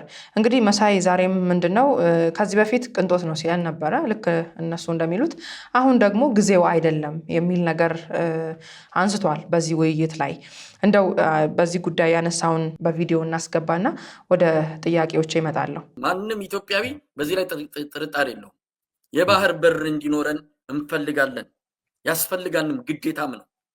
ይሄን የባህር በር እንዴት አጣን? እዛ ውስጥ አሁን ተመልሶ ሌላ ነገር ውስጥ መግባት አያስፈልግም። ባህር በር ግን ማግኘት እንችላለን፣ ይቻላል። ብዙ ድርድሮች፣ ግንኙነቶች በማድረግ አብይ አህመድ አጀንዳ አድርጎ ባመጣው መንገድ ግን የባህር በር ሳይሆን እኛ አልጋችንንም እያጣን ነው። አዲስ አበባን እያጣን ምጽዋንና አሰብን ልንመኝ አንችልም። ሀገር የሌለው ሰው አዲስ አበባ ትግባ የተባለ ሰው ስለ ወደብ ጥያቄ ምኑም ነው። እኔ አሁን ላይ ጥያቄው መነሳቱ ተገቢ አይደለም። የባህር በር እንዲኖረን ያስፈልጋል፣ በትክክል ያስፈልጋል። በምን ጉዳይ ነው? እሱን መነጋገር ነው። እንግዲህ መሳይ ባህር በርን በድርድርና በንግግር ማግኘት ይቻላል ይላል። ከዚህ ቀደም አንዳርጋቸውም ብሎታል። አብይን ካስወገድም በኋላ በንግግር በድርድር በሰላማዊ መንገድ መጽዋንም አሰብንም መጠቀም እንችላለን የሚል ነገር ሲያነሱ ነበረ። የኤርትራ መንግስት ደግሞ በቅርቡ በዲፕሎማሲያዊ መንገድ እንኳን ኢትዮጵያ የባህር በር ማግኘት እንደማትችል ሲገልጽ ሰምተናል። በጉልበትም በድርድርም የማይሆን ነገር ነው የሚል ነገር ያነሳሉ። ኤርትራ የሻዕቢያ መንግስት ያነሳል ይሄንን ጉዳይ። ጌቶቹ የማይፈልጉትን ነገር በድርድርና በምክክር ይቻላል ያለው መሳይ ከምን ተነስቶ ነው የሚለውን አንድ በጥያቄነት ያዝልኝ። እዚሁ ጋር ደግሞ ስናጠቃልለው ከዚህ ጋር ተያይዞ ሞገስ የጠየቀው ጥያቄ አለ። ከኛ ቁጥጥር ውጭ ሆኖ ጦርነቱ ቢነሳ መሳይና መሳይን የሚከተሉ ሰዎች ምን ያደርጋሉ የሚል ነገር አንስቶለት ነበር። እሱንም በዚሁ በተከታዩ ቪዲዮ እንስማና አንድ ላይ ጠቅላላ አድርጋ ሀሳብ እንሰጥበታለን። መቼም ጦርነት ሰው አይመኝም። እንዲህ በሚዲያ ላይ ጦርነት ይነሳ ብላል። ግን ይሄ አብይ የሚባለው ስርዓት እንዲገረሰስ ይሄ ጦርነት ቢከፈት ሁሉ ብለን እንመኛለን። አሰላለፋችሁ ምንድን ነው? ምንም ጥርጣሬ አያስፈልገውም። ይሄ እዛ እሱ ጦርነቱን ሲከፍት ፋኖ 4 ኪሎ እንዲገባና የምናደርገው ፋኖ 4 ኪሎ ይገባታል። ይህን ስርዓት መጣል ለምንም ለድርድር የሚቀብር አይደለም። ከኤርትራ ጋር ጦርነት ቢከፈት ከማን ጋር ነው የምትሆኑት? ከኤርትራ ጋር ሆነን አይደለም። ፋኖ የራሱን ኃይል ይዞ ሄዶ አጋጣሚውን ተጠቅሞ አዲስ አበባ መግባት ነው። ምንም አሻሚ እኮ አይደለም፣ ግልጽ ነው። ዋናው ትልቁ ታርጌቱ ይሄንን ስርዓት መጣል ነው። ከዚህ ስርዓት በኋላ ለእናቴን ኮስት ስለዚህ በየትኛውም ዋጋ ብዬ ልጨምርበት፣ በየትኛውም ዋጋ ከማንም ጋር ተሰልፈ በሚለው ምንም ይሄ ምንም ማመንታትም ጥርጣሬም የለውም። አብይን ለመጣል የሚደረግ ማንኛውንም ትግል የተቀደሰ ትግል ነው። ይሄ ባንዳነት አይደለም፣ የባንዳነት መገለጫ አይደለም። ይሄ ተግባር ባንዳን እየነቀልክ ባንዳን መንቀል ባንዳነት አይደለም። እንግዲህ በቪዲዮም እንዳየነው አጋጣሚውን ተጠቅሞ ፋኖ 4 ኪሎ ይገባል። የኢትዮጵያ መንግስትና የኤርትራ መንግስት ጦርነት ውስጥ ከገቡ ለፋኖ እንደ ትልቅ አጋጣሚ ነው ወደ 4 ኪሎ ይሄዳል የሚል ነገር አንስቷል። እንደው ጦርነቱ በኢትዮጵያና በኤርትራ መካከል ባይደረግ እንኳ ፋኖ እንዲሁ በረሃ ለበረሃ እየተንከራተተ ይቀራል ወይ የሚለውን ጥያቄ እንግዲህ መሳይ ቢኖር ለመሳይ እንደዚህ አይነት ጥያቄ ብናቀርብ መልካም ነበር ከሱ ለመስማት። ግን ከምን ተነስቶ ይሄንን አለ? ለፋኖስ እንዲቀላል ይሆናል? ምክንያቱም ሀገሪቱ ላይ ፋኖ ብቻ አይደለም ወደ 4 ኪሎ ለመምጣት እያሰበ ያለ ሌላም ኃይል ኦሮሚያ ውስጥ አለና እንዴት የራሳቸውን ሀሳብ ብቻ አምጥቶ እዚህ ጋር ገለጹ የሚለውንም ከሁለቱ ከላይ ካነሳሁት ጋር ጠቅለል አድርገን ፕሮግራማችንን እናጠቃል። እንግዲህ በመጀመሪያ መታረም ያለበት ነገር ሁላችንም ከቲፒኤልኤፍ ጋር ያለን ወዳጅነትም ሆነ ጠላትነት ይታወቃል። ስለዚህ በወቅቱ የ1998 ወይም ደግሞ 91 የሚባለው ጦርነት ቲፒኤልኤፍ እና በኤርትራ መካከል የተደረገ ጦርነት ነው ብሎ መናገር በራሱ ሀገር ከሃዲነት ነው፣ ባንዳነት ነው። ቢያንስ በመቶ ሺዎች ህይወት ወጣቶቻችን ህይወት የገበርንበት ጦርነት ነው። ያ ጦርነት ተወረን የተገባንበት ጦርነት ነው። በወረራ የገባንበት ጦርነት፣ ወደን የገባንበት ጦርነት አይደለም። ብዙ ሰዎች በውጤቱ መንስኤውን ሲያጣጥሉ ያለው ውጤቱ በወቅቱ ኢትዮጵያን ሲያስተዳድር የነበረ ሀገር ጠል የሆነ ኃይል ያመጣው ነገር ነው ውጤቱ። ለምሳሌ በጦር ሜዳ የተገኘን ድል አላስፈላጊ የሆነ መንገድ ሄዶ በፍርድ ቤትና በዲፕሎማሲ ደግማለሁ ተብሎ ደግሞ በሙሉ ልብ ሳይከራከሩ በሙሉ ልብ በማስረጃ ሳያስደግፉ የፈጸሙት ስህተት ውጤት ነው ባድመን ወደ ኤርትራ እንድትካለል ያደረገው። የኢትዮጵያ ሉዓላዊ ድንበር በኤርትራ መንግስት ወራሪነት ስለተወረረ ነው ወደ ጦርነት የተገባው። ትላንትም እንደዛ ነው፣ ዛሬም እንደዛ ነው። ዛሬ ላይ ግን የኢሳያስና የመለስ ጥል ነው የሚል ነገር ነው። እነመሳይም አንተም እንዳልከው እንግዲህ ብዙ ወጣቶች 100,000 ወጣቶችን የገበር ነው። በቀበሌ ድንኳን እየተደኮነ መርዶ የተረዳበት ጦርነት፣ ኢትዮጵያ ያላት ወጣቶችን በሙሉ የገበረችበት ጦርነት በዚህ ደረጃ የሁለት ግለሰቦች ጦርነት አልነበረም። ይህንን መካድ አይቻልም። ምክንያቱም ይህንን መካድ በብዙ እናቶች በብዙ አባቶች ቁስልን የመፈቅፈቅ ያህል መፈቅፈቅ ብቻ ሳይሆን ፈቅፍቆ ጨው የመነስነስ ያክል ነው እውነቱን ለመናገር። ስለዚህ አቶ መሳይ ይህንን ሀሳብ ሲያንጸባርቁ እንደዛ አይደለም፣ ኢትዮጵያ በወቅቱ አልተወረረችም ወይ፣ ኤርትራ መንግስት ወራሪ አልነበረም ወይ የሚል ነገር መነሳት ነበረበት። በተወሰነ መልኩ እንግዲህ ሞገስም ሊሞግታቸው ፈልጎ ነበር። እንዳልከው የማለባበሱ ነገር እንዳለ ነው። የሰዓቱ ስነት አለ። ብዙ ጊዜ ሚዲያ ላይ ያው ሲረዝም ብዙ ሰዎች ኢንተረስትድ ሆነው ላይሰሙኝ ይችላሉ ከሚል ነገሮችን ለማሳጠር ያው ሀሳቡን ከገለጸ ይበቃል ተብሎ የምናልፋቸው ነገሮች አሉ። ግን አንዳንዴ መሰረታዊ የሚባሉ ነገሮች አሉ። ይሄ መሰረታዊ ነገር ነው። ለምሳሌ የኤርትራ መንግስት ምን አደረገን የሚል አባባል አለ። የኤርትራ መንግስት በኤርትራ ስትገነጠል ምን አደረገን? የኤርትራ መንግስት እኮ የኢትዮጵያ ወዳጅ ነው ወይስ የኢትዮጵያ ጠላት ሲባሉ የኢትዮጵያ ወዳጅ ነው ብለው ያቀርባሉ አቶ መሳይ ለአቶ ሞገስ ጥያቄ ሲመልሱ። የኤርትራ መንግስት ጠላት የሚሆነው ምን ስላደረገን ነው? ወዳጃችን ስለሆነ ነው። አንድ ሰው ከሆነ ሰው ጋር አብሮ እየኖረ ከቆየ በኋላ በቆይታ ውስጥ ሁሉንም ነገር ነጥቆሽ ከሄደ ያ ሰው ምንድን ነው የሚባለው? ለእኔ የኢትዮጵያ የባህር በር ያስፈልጋት ነበረ። በኢትዮጵያና በኤርትራ መካከል ፍቺ በተፈጸመበት ሰዓት ላይ አቶ ጀዋር ያልተቋጨ ፍቺ ቢሉትም ፍቺ ተፈጽሟል። የተቋጨ ፍቺ ነው ብዬ ነው የማምነው። ፍቺ በተፈጸመበት ሰዓት ላይ እነዚህ ሁለት ሀገራት ሲለያዩ ለኢትዮጵያ የሚያስብ የኢትዮጵያ ጉዳቱ የሆነ ኃይል ኢትዮጵያ ውስጥ በመንግስትነት ደረጃ ላይ ቢገኝ ኖሮ የማያደርገውን ነገር የህወሓት ሰዎች አድርጓል። አቶ መለስ ዜናዊ ተደራድረው የታሪክ ምናምን ማስረጃ ያስፈልገው ከነባራዊ ሁኔታ አንጻር በኮንፌዴሬሽን ኤርትራ ወደ ኢትዮጵያ እኮ እንድትመለስ እኮ ሲደረግ እኮ ዩኤን እኮ ያጸደቀው አንደኛው ቻርተር እኮ የሚለው እኮ የኢትዮጵያ የባህር በር ጥያቄን ለመመለስ ይህን ህዝብ ላንድ ሎክድ ማድረግ ፌር ስላልሆነ ኤርትራ ወደ ኢትዮጵያ በኮንፌዴሬሽን እንድትመለስ የተወሰነው በዚህ ምክንያት ነው። በወቅቱ ኢትዮጵያን የሚያክል ሀገር ከ10 እጥፍ በላይ ህዝብ ያላት ሀገር ከኤርትራ ጋር ስትነጻጸር ላንድ ሎክድ ማድረግን በምንም መንገድ ልትቀበል አትችልም። ኢትዮጵያ ጠል የሆነ የኢትዮጵያ መንግስት በወቅቱ ነበረ እንኳን ብንል የኤርትራ መንግስት የኢሳያስ አፈወርቂ መንግስት የኢትዮጵያ ወዳጅ ነው ካልን አትሊስት ኢትዮጵያ የፖርት አክሰስ ሊኖራት ይገባ ነበር። በሰጥቶ መቀበልም ቢሆን በማንኛውም መንገድ የኤርትራ መንግስት ይህን ለምን ፈራድ አደረገ? ስለዚህ ለእኔ የኤርትራ መንግስት የኢትዮጵያ መንግስት ጠላት ነው። የኤርትራ ህዝብ አይደለም።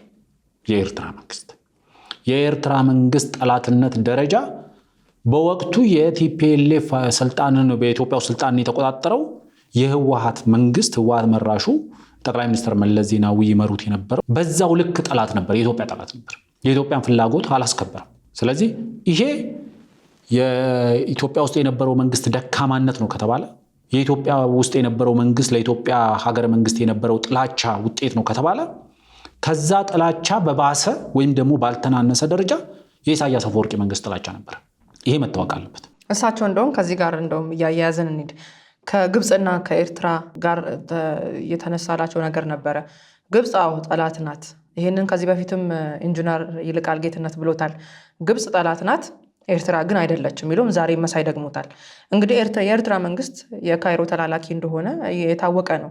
በሱ በሚሰጠው ትዕዛዝ ኢትዮጵያ ውስጥ እንደዚህ በየቦታ የተፈለፈሉ ታጣቂዎችን ማደራጀት፣ ማስጠጋት፣ ማስታጠቅ፣ ማሰልጠን ስራው ነው እና እንዴት ሊለይ ቻለ? ከኤርትራ ጋር በባህልም በምንም አንድ ነን የምትል ጨዋታ አለች።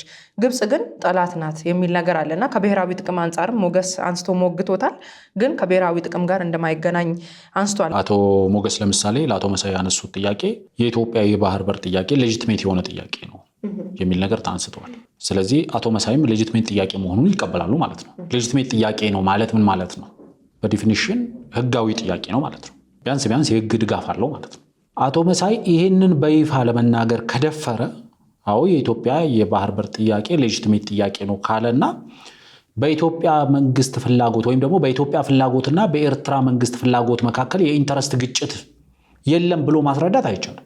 የኢትዮጵያ የባህር በር ጥያቄ ሌጂትሜት ጥያቄዋ ነው ብለሽ ካመንሽ የኤርትራ መንግስት ደግሞ የኢትዮጵያ የባህር በር ጥያቄ ብሔራዊ ጥቅሜን ይጎዳብኛል ብሎ የሚያስብ መንግስት ነው። ስለዚህ እርስ በርሱ ይጋጫል። ብሔራዊ ጥቅምና መተባበር አይገናኝም ነው የሚለው መሳይ። ቆይ እሱ በእነሱ የድንቁርና ደረጃ ሊሆን ይችላል። እኔ በማውቀው ደረጃ ግን ብሔራዊ ጥቅምና የህልውና ጉዳይ ምንም እንዴት ነው የማይገናኘው? ብሔራዊ ጥቅም እኮ አንደኛው የህልውና ጉዳይ እኮ ነው። ምክንያቱም ብሔራዊ ጥቅምሽን ማስከበር ካልቻልሽ ህልውናሽን ማስጠበቅ አትችይም ማለት ነው። አንደኛው መሰረታዊ ነገር የባህር በር ሌጅቲሜት ጥያቄ ከሆነ የኤርትራ መንግስት በኢትዮጵያ የባህር በር ሌጅቲሜት በሆነ እነሱ እንዳመኑት የኢትዮጵያ የባህር በር ጥያቄ ሌጅቲሜት ከሆነ የኤርትራ መንግስት ለኢትዮጵያ የሌጅቲሜት ጥያቄ የሚሊተሪ የዲፕሎማሲ መፍትሄ የሌለው ሪአክሽነሪ ወይም ደግሞ የድሮ ያረጀ ያፈጀ ጥያቄ ነው ብሎ ነው ያስቀምጠው። የሚሊተሪ መፍትሄ የለውም፣ የዲፕሎማሲ መፍትሄ የለውም ብሏል። በተለያዩ የኤርትራ ደገፍ ሚዲያዎች ኤርትራውያን ጋዜጠኞች አንዳንድ የአማራ ፋኖ እኮ ኃይሎችን እኮ እየለዩ እኮ ከሚተቹበት አንደኛው እኮ በአንድ ወቅት ይመስለኛል በቃሉ አላምረውና በላይ ማናዬ በአንድ ሚዲያ ላይ የሰሩትን ፕሮግራም መሰረት አድርግቶ ቀንዲል ቲዩብ ይመስለኛል ዳዊት በሰራው ላይ እነዚህ ልጆች ከአብይ የተለዩ አይደሉም፣ ምክንያቱም የኢትዮጵያ የባህር በር ጥያቄ ጊዜው አሁን አይደለም ነው የሚሉት፣ የጊዜ ጉዳይ ነው የሚያነሱት እንጂ ጥያቄው ትክክለኛ ነው ብለው ነው የሚያምኑት ይላል። ምን ማለት ነው ይሄ? እነ መሳይ ጊዜው አሁን አይደለም እያሉ ነው። አሁንም በዚህኛው ፕሮግራም ላይ ጊዜው ትክክል አይደለም፣ በዚህ ሰዓት የባህር በር ጥያቄ ሌጂቲሜት ቢሆንም መጠየቅ የለበትም ነው የሚሉት። የኤርትራ መንግስት በቀጥታ በቃል አቀባዩ በኩል በማስታወቂያ ሚኒስትሩ በየማነ ገብረ መስቀል በኩል ያወጣቸው መግለጫዎችን ካየን የኢትዮጵያ የባህር በር ጥያቄ ያረጀ ጥያቄ ነው። አንደኛው ያለው እሱ ነው። ሁለተኛው ደግሞ የዲፕሎማሲም የሚሊተሪ መፍትሄ የለውም ነው የሚለው። በሚዲያዎቻቸው ደግሞ የነገሩን ደግሞ ታይሚንግም ሮንግ ታይሚንግ ነው ጠቅላይ ሚኒስትሩ ያነሳው የሚሉ ከጠቅላይ ሚኒስትሩ የተለየ አቋም የላቸውም ነው እያሉ ያሉት። ስለዚህ በምን መንገድ ነው ይሄንን ጥያቄ ወስደሽ የኤርትራ መንግስትና የግብፅ መንግስትን ልትለይ አትችይም። ከግብፅ መንግስት አልቀበልም ከኤርትራ መንግስት ግን እቀበላለሁ ማለት አትችይም። የኤርትራ መንግስት የሚሰጥሽ የጦር መሳሪያ ምንጫቸው ከግብፅ መንግስት ነው የሚሆነው። በተደጋጋሚ ጊዜ ብያለሁ። የኢትዮጵያ ሰላም፣ የኢትዮጵያ መልማት፣ የኢትዮጵያ ኢኮኖሚ ማበብ ማደግ ለኤርትራ እንደ ሀገር ለኤርትራ ህዝብ እንደ ህዝብ ጠቃሚ ነው። የኤርትራ ብሔራዊ ጥቅም ያለው በኢትዮጵያ ብሔራዊ ጥቅም ውስጥ ነው። የኤርትራ ባህር የኤርትራ ወደቦች አገልግሎት ኢኮኖሚካል ቫልዩ ሊኖራቸው የሚችለው የኢትዮጵያ ኢኮኖሚ እነሱን መጠቀም ሲችል፣ ግን ይሄንን ፍላጎቱን አንደርማይን አድርጎ ለካይሮ መንግስት ያደረ መንግስትን ተማምነሽ አይ እኔ ከካይሮ አልቀበልም፣ ካይሮ የኢትዮጵያ ታሪካዊ ጠላት ነች ማለት ፖለቲካ አላዋቂነት ነው። አላዋቂነት መሆኑን ደግሞ የሚነግሩን በራሳቸው አፍ ነው። ምን ይላሉ? አሁን ያለውን መንግስት መጀመሪያ ላይ ከካይሮ መንግስት ማንኛውንም ድጋፍ መቀበል ተገቢ አይደለም፣ ከኤርትራ መንግስት ግን መቀበል ተገቢ ነው ይላሉ። ይሄን ያሉት አቶ መሳይ ትንሽ ይቆዩና እዛው ጋር የጠቅላይ ሚኒስትር አብይ አህመድ መንግስት ላይ ከማንኛውም ኃይል ድጋፍ ተቀብሎ ስርዓቱን ለማስወገድ የሚደረግ ትግል ትክክል ነው ይላሉ። በአንድ ራስ ሁለት ምላስ እንደሚባለው ማለት ነው። ከባህር በር ጥያቄውን ሌጂቲሜት ነው ብሎ ማመናቸውም አንድ ነገር ነው። የታይሚንግ ጉዳይ ነው የሚያለያየን እንጂ ከጠቅላይ ሚኒስትሩ ጋር ተመሳሳይ አቋም ያለን እንዳሉ ነው ወስድላቸው። ግን ዋናው መሰረታዊ ነገር መሰመር ያለበት በኤርትራ መንግስት ኢትዮጵያ ጠልነት የኤርትራ መንግስት ኢትዮጵያን ምን አደረገ ተብሎ አንደርማይን የሚደረግ አይደለም። ኢትዮጵያ ፖርት ላይ የነበሩ የኢትዮጵያውያን ባለሀብቶችን ንብረት የወረሰ መንግስት ነው።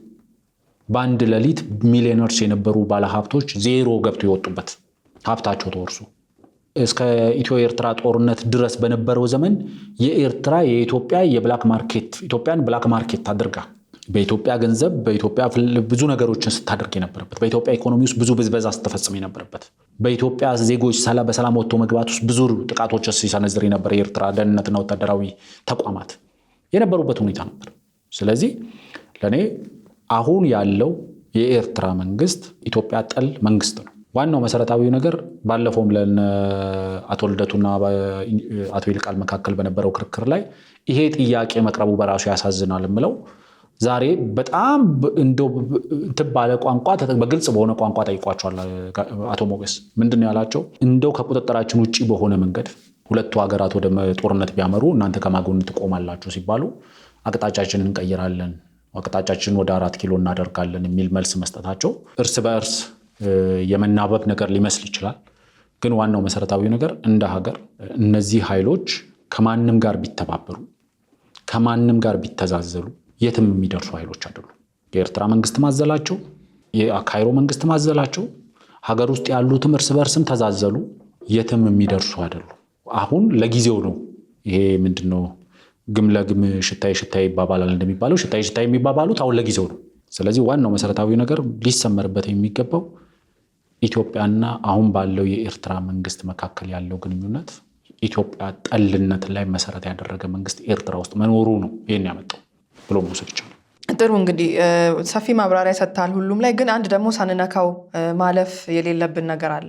የፋኖና የቲፒኤልኤፍ ትብብር ተነስተዋል። ይሄ ከኤርትራ ጋር ያለውን ትብብር ማንሳታችን ካልቀረ የፋኖና የቲፒኤልኤፍ ነገር ተነስቶ እንግዲህ መሳይ አዲስ ነገር ነግሮናል። ዛሬ ከሞገስ ጋር በነበረው ውይይት አዲስ ነገር ሰምተናል። ለእኔ አዲስ ነው፣ ከዚህ በፊት ሲለው ሰምቼ ስለማላቅ ነው።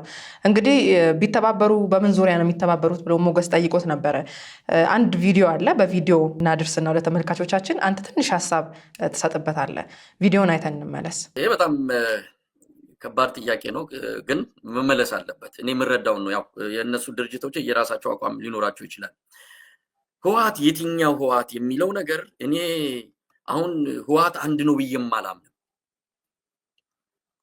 ከቲዲኤፍ የሚለውን አሁን በፊት ቲዲኤፍ እኛ ለብቻ ነን፣ ህወሓት የሚባለው የፖለቲካ እንትን ነው እንጂ ቲዲኤፍ በዚህ በጦርነቱ ለህልውናው ትግል ተሰባስቦ የገባ የትግራይ ኃይል ነው ብለው የሚያምኑ የትግራይ ጀነራሎች፣ ወታደራዊ አመራሮች አሉ። እንደውም በቅርቡ አንዱን በውስጥ መስመር አነጋግሮን እኛን ያነጋገረን እኛ የመቀሌው ጫጫታ አይመለከተንም የሚልም የመቀሌ ጫጫታ የሚለው እንግዲህ ከነ ጌታቸውና በነ ደብረጽዮን ያለው። ስለዚህ የሆነ ፍንካች አለ ትግራይ ውስጥ ማለት ቲዲኤፍ ውስጥ ያ ኃይል የህወሓትን ይሄ ቆሞ ቀር እውነት ለመናገር ህወሓት የሚባል ፓርቲ ይሄ አሁን እነ ደብረጽዮን በሚመሩት በዛ ልክ ያለው ህወሓት እኔ እንደው ከትግራይ ህዝብም ተሰናብቶ ወይ በጉልበትም ወይም ራሳቸው ጡረታ ወጥተው ከፖለቲካው ገለል ቢሉ ደስ ይለናል። ያ ህወሓት ጋር የሚደረግ ድርድር ለማንም አይጠቅምም፣ ትብብር ያንን አይደለም። ነገር ግን ችግሩን የተረዱ እብደት ነበረ እኔ ያለን ሁላችንም አብደናል። እንደውም ቃል በቃል ያለን እስከ ሰሜን ሸዋ ደብረ ሲና ድረስ የመራውት ጦሩን እኔ ነኝ ያለን ከፍተኛ አዛዥ ነው ያገኘን። እብደት ነበረ፣ ሁላችንም እብደት አለ። ያለፉት 2-3 ዓመታት የእብደት ጊዜ ነው። አሁን መለስ ብለን ስናስብ ነገሮች በዚህ ከቀጠሉ ትግራይ ትጠፋለች። ትግራይ ማዳን አለብን።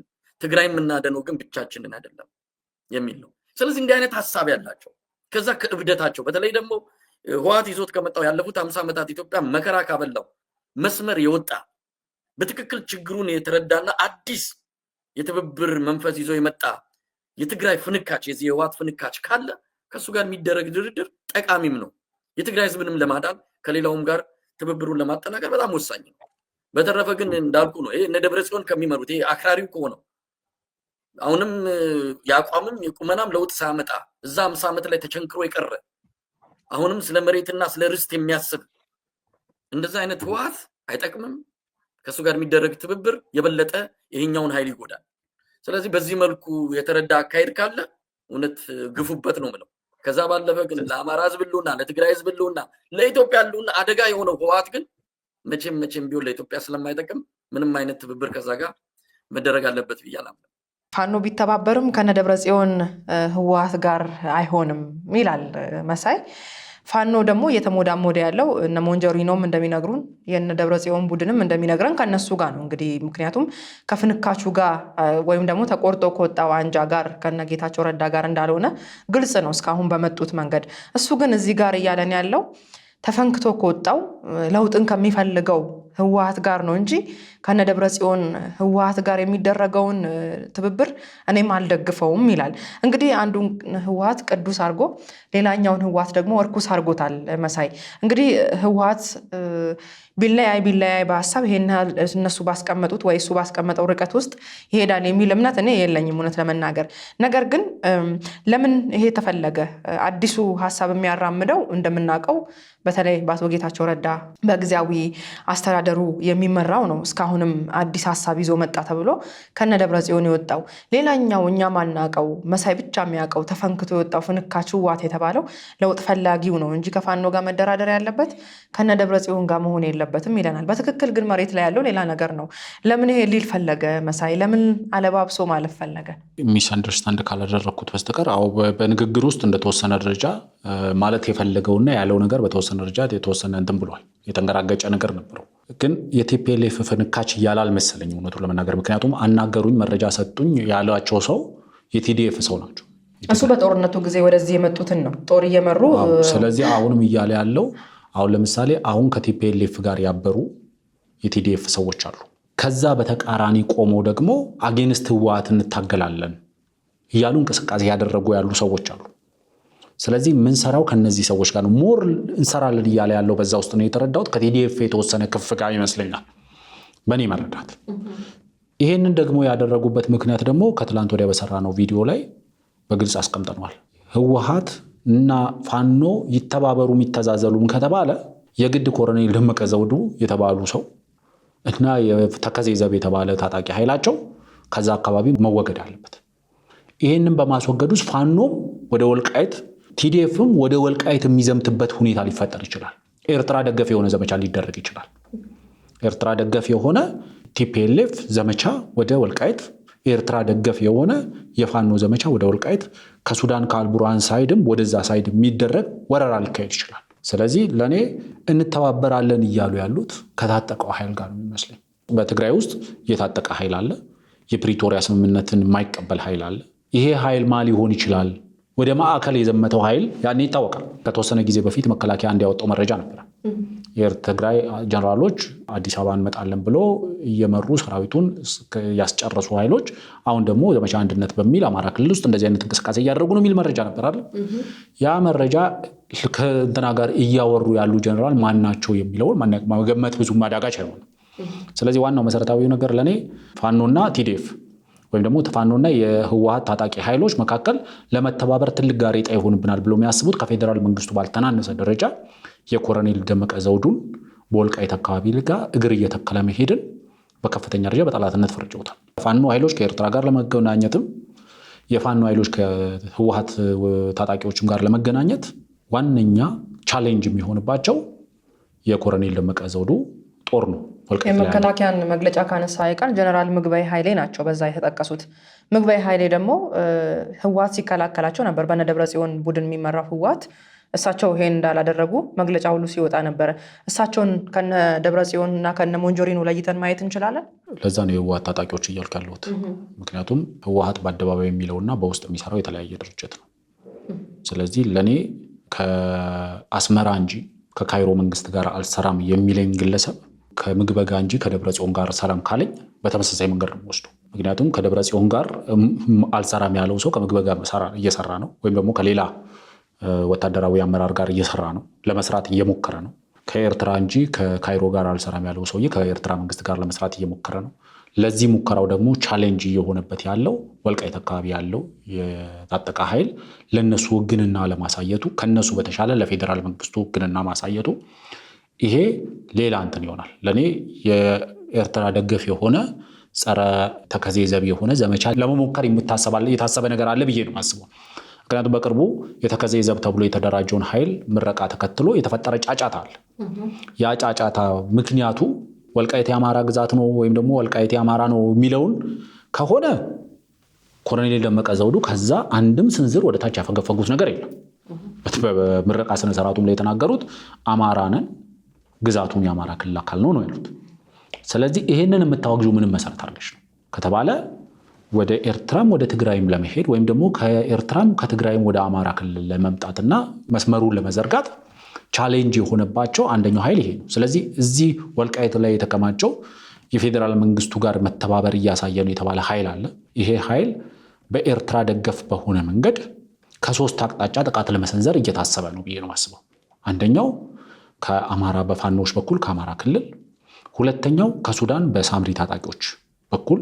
ምክንያቱም ጥቃቱ ኦልሬዲ ስለተጀመረ ማለት ነው። ሱዳን ውስጥ ኦልሬዲ ወልቃይቴዎች እየተገደሉ ነው የሚል ነገር እየተወራ ስለነበረ አቶ መሳይም በራሳቸው ሚዲያ ላይ ያቀረቡት ነገር ስለሆነ ያ ጥቃትም የዚህ እቅድ አካል ነው ብዬ ነው የማስበው። ከሰሜንም ደግሞ የትግራይ የህወሓት ታጣቂዎችም ወደ ታች ለማጥቃት ያስቡ ይመስለኛል። ስለዚህ ይህንን ለማስቆም የፌዴራል መንግስቱ እንግዲህ የተለያየ እርምጃ እየወሰደ ነው ብዬ ነው የማስበው። የዛ ትላንትና የተቋቋመው የጊዜያዊ መስተዳድርም አንደኛው እንደ ቃል ኪዳን ሰነድ ተብሎ በተዘጋጀው ላይ የፈረመው አንደኛው ከየትኛውም በፕሪቶሪያ ስምምነት ውጭ በሆነ የሚደረጉ እንቅስቃሴዎችና ትብብሮች እንዲቆሙ አደርጋለሁ ነው ያሉት። የትግራይ ወታደራዊ አመራሮች የበላይ ጠባቂ ናቸው የሚባሉት እንግዲህ ሰው ናቸው ጊዜያዊ ፕሬዚዳንትነት የተሾሙት። ስለዚህ የፌዴራል መንግስቱም ይህንን እንቅስቃሴ ሊኖር እንደሚችል የገመተ ይመስለኛል። ካውንተር ፕላንም እያዘጋጀ እንደሆነ ነው የማስበው። ኮሎኔል ደመቀ ዘውዱም ይህንን የተረዱ ይመስለኛል። ሰራዊታቸውን እያጠናከሩ ነው ያሉት፣ ዲፕሎይ እያደረጉ ነው ያሉት። በሰሜን በኩል በተለይ ወደ ከህወሓት ጋር በሚዋሰኑባቸው አካባቢዎች ላይ ሰራዊታቸውን እያጠናከሩ ነው። በኤርትራ ጋር በሚዋሰኑበትም አካባቢ ሰራዊት የማጠናከር እርምጃ እየወሰዱ ነው። ስለዚህ ለእኔ እውነቱን ለመናገር እግራቸውን እየጎተቱ ያሉት ለመተባበር እየሞከሩ ያሉት ከህወሓት ታጣቂ ኃይሎች ጋር ነው ብዬ ነው የማስበው። ጥሩ ሰፊ ጊዜ ወስደን ይሄን ውይይት አይተናል። እንግዲህ ብዥታ ሊፈጥሩ የሚችሉና ከአቋም እየተንሸራተቱ የሚመጡ ሰዎችን እንዲሁ ሀሳባቸውን እያመጣን እዚህ እንወያይበታለን። ይሄ ደግሞ ግልጽነትን የበለጠ ለመፍጠር ነውና ሰፊ ማብራሪያ ሰጥተህበታል። አንተም ሁሉ ነገር ግልጽ የሆነ ይመስለኛል። እንግዲህ ተመልካቾቻችን የዛሬው የወቅታዊ ሀገራዊ ጉዳይ ላይ ትኩረት ያደረገው የዳሰሳ ፕሮግራማችን ይሄን ይመስል ነበር። አፈወርቅ በደዊና ዮሚ አበበ ከእናንተ ጋር ቆይተናል። መልካም ምሽት።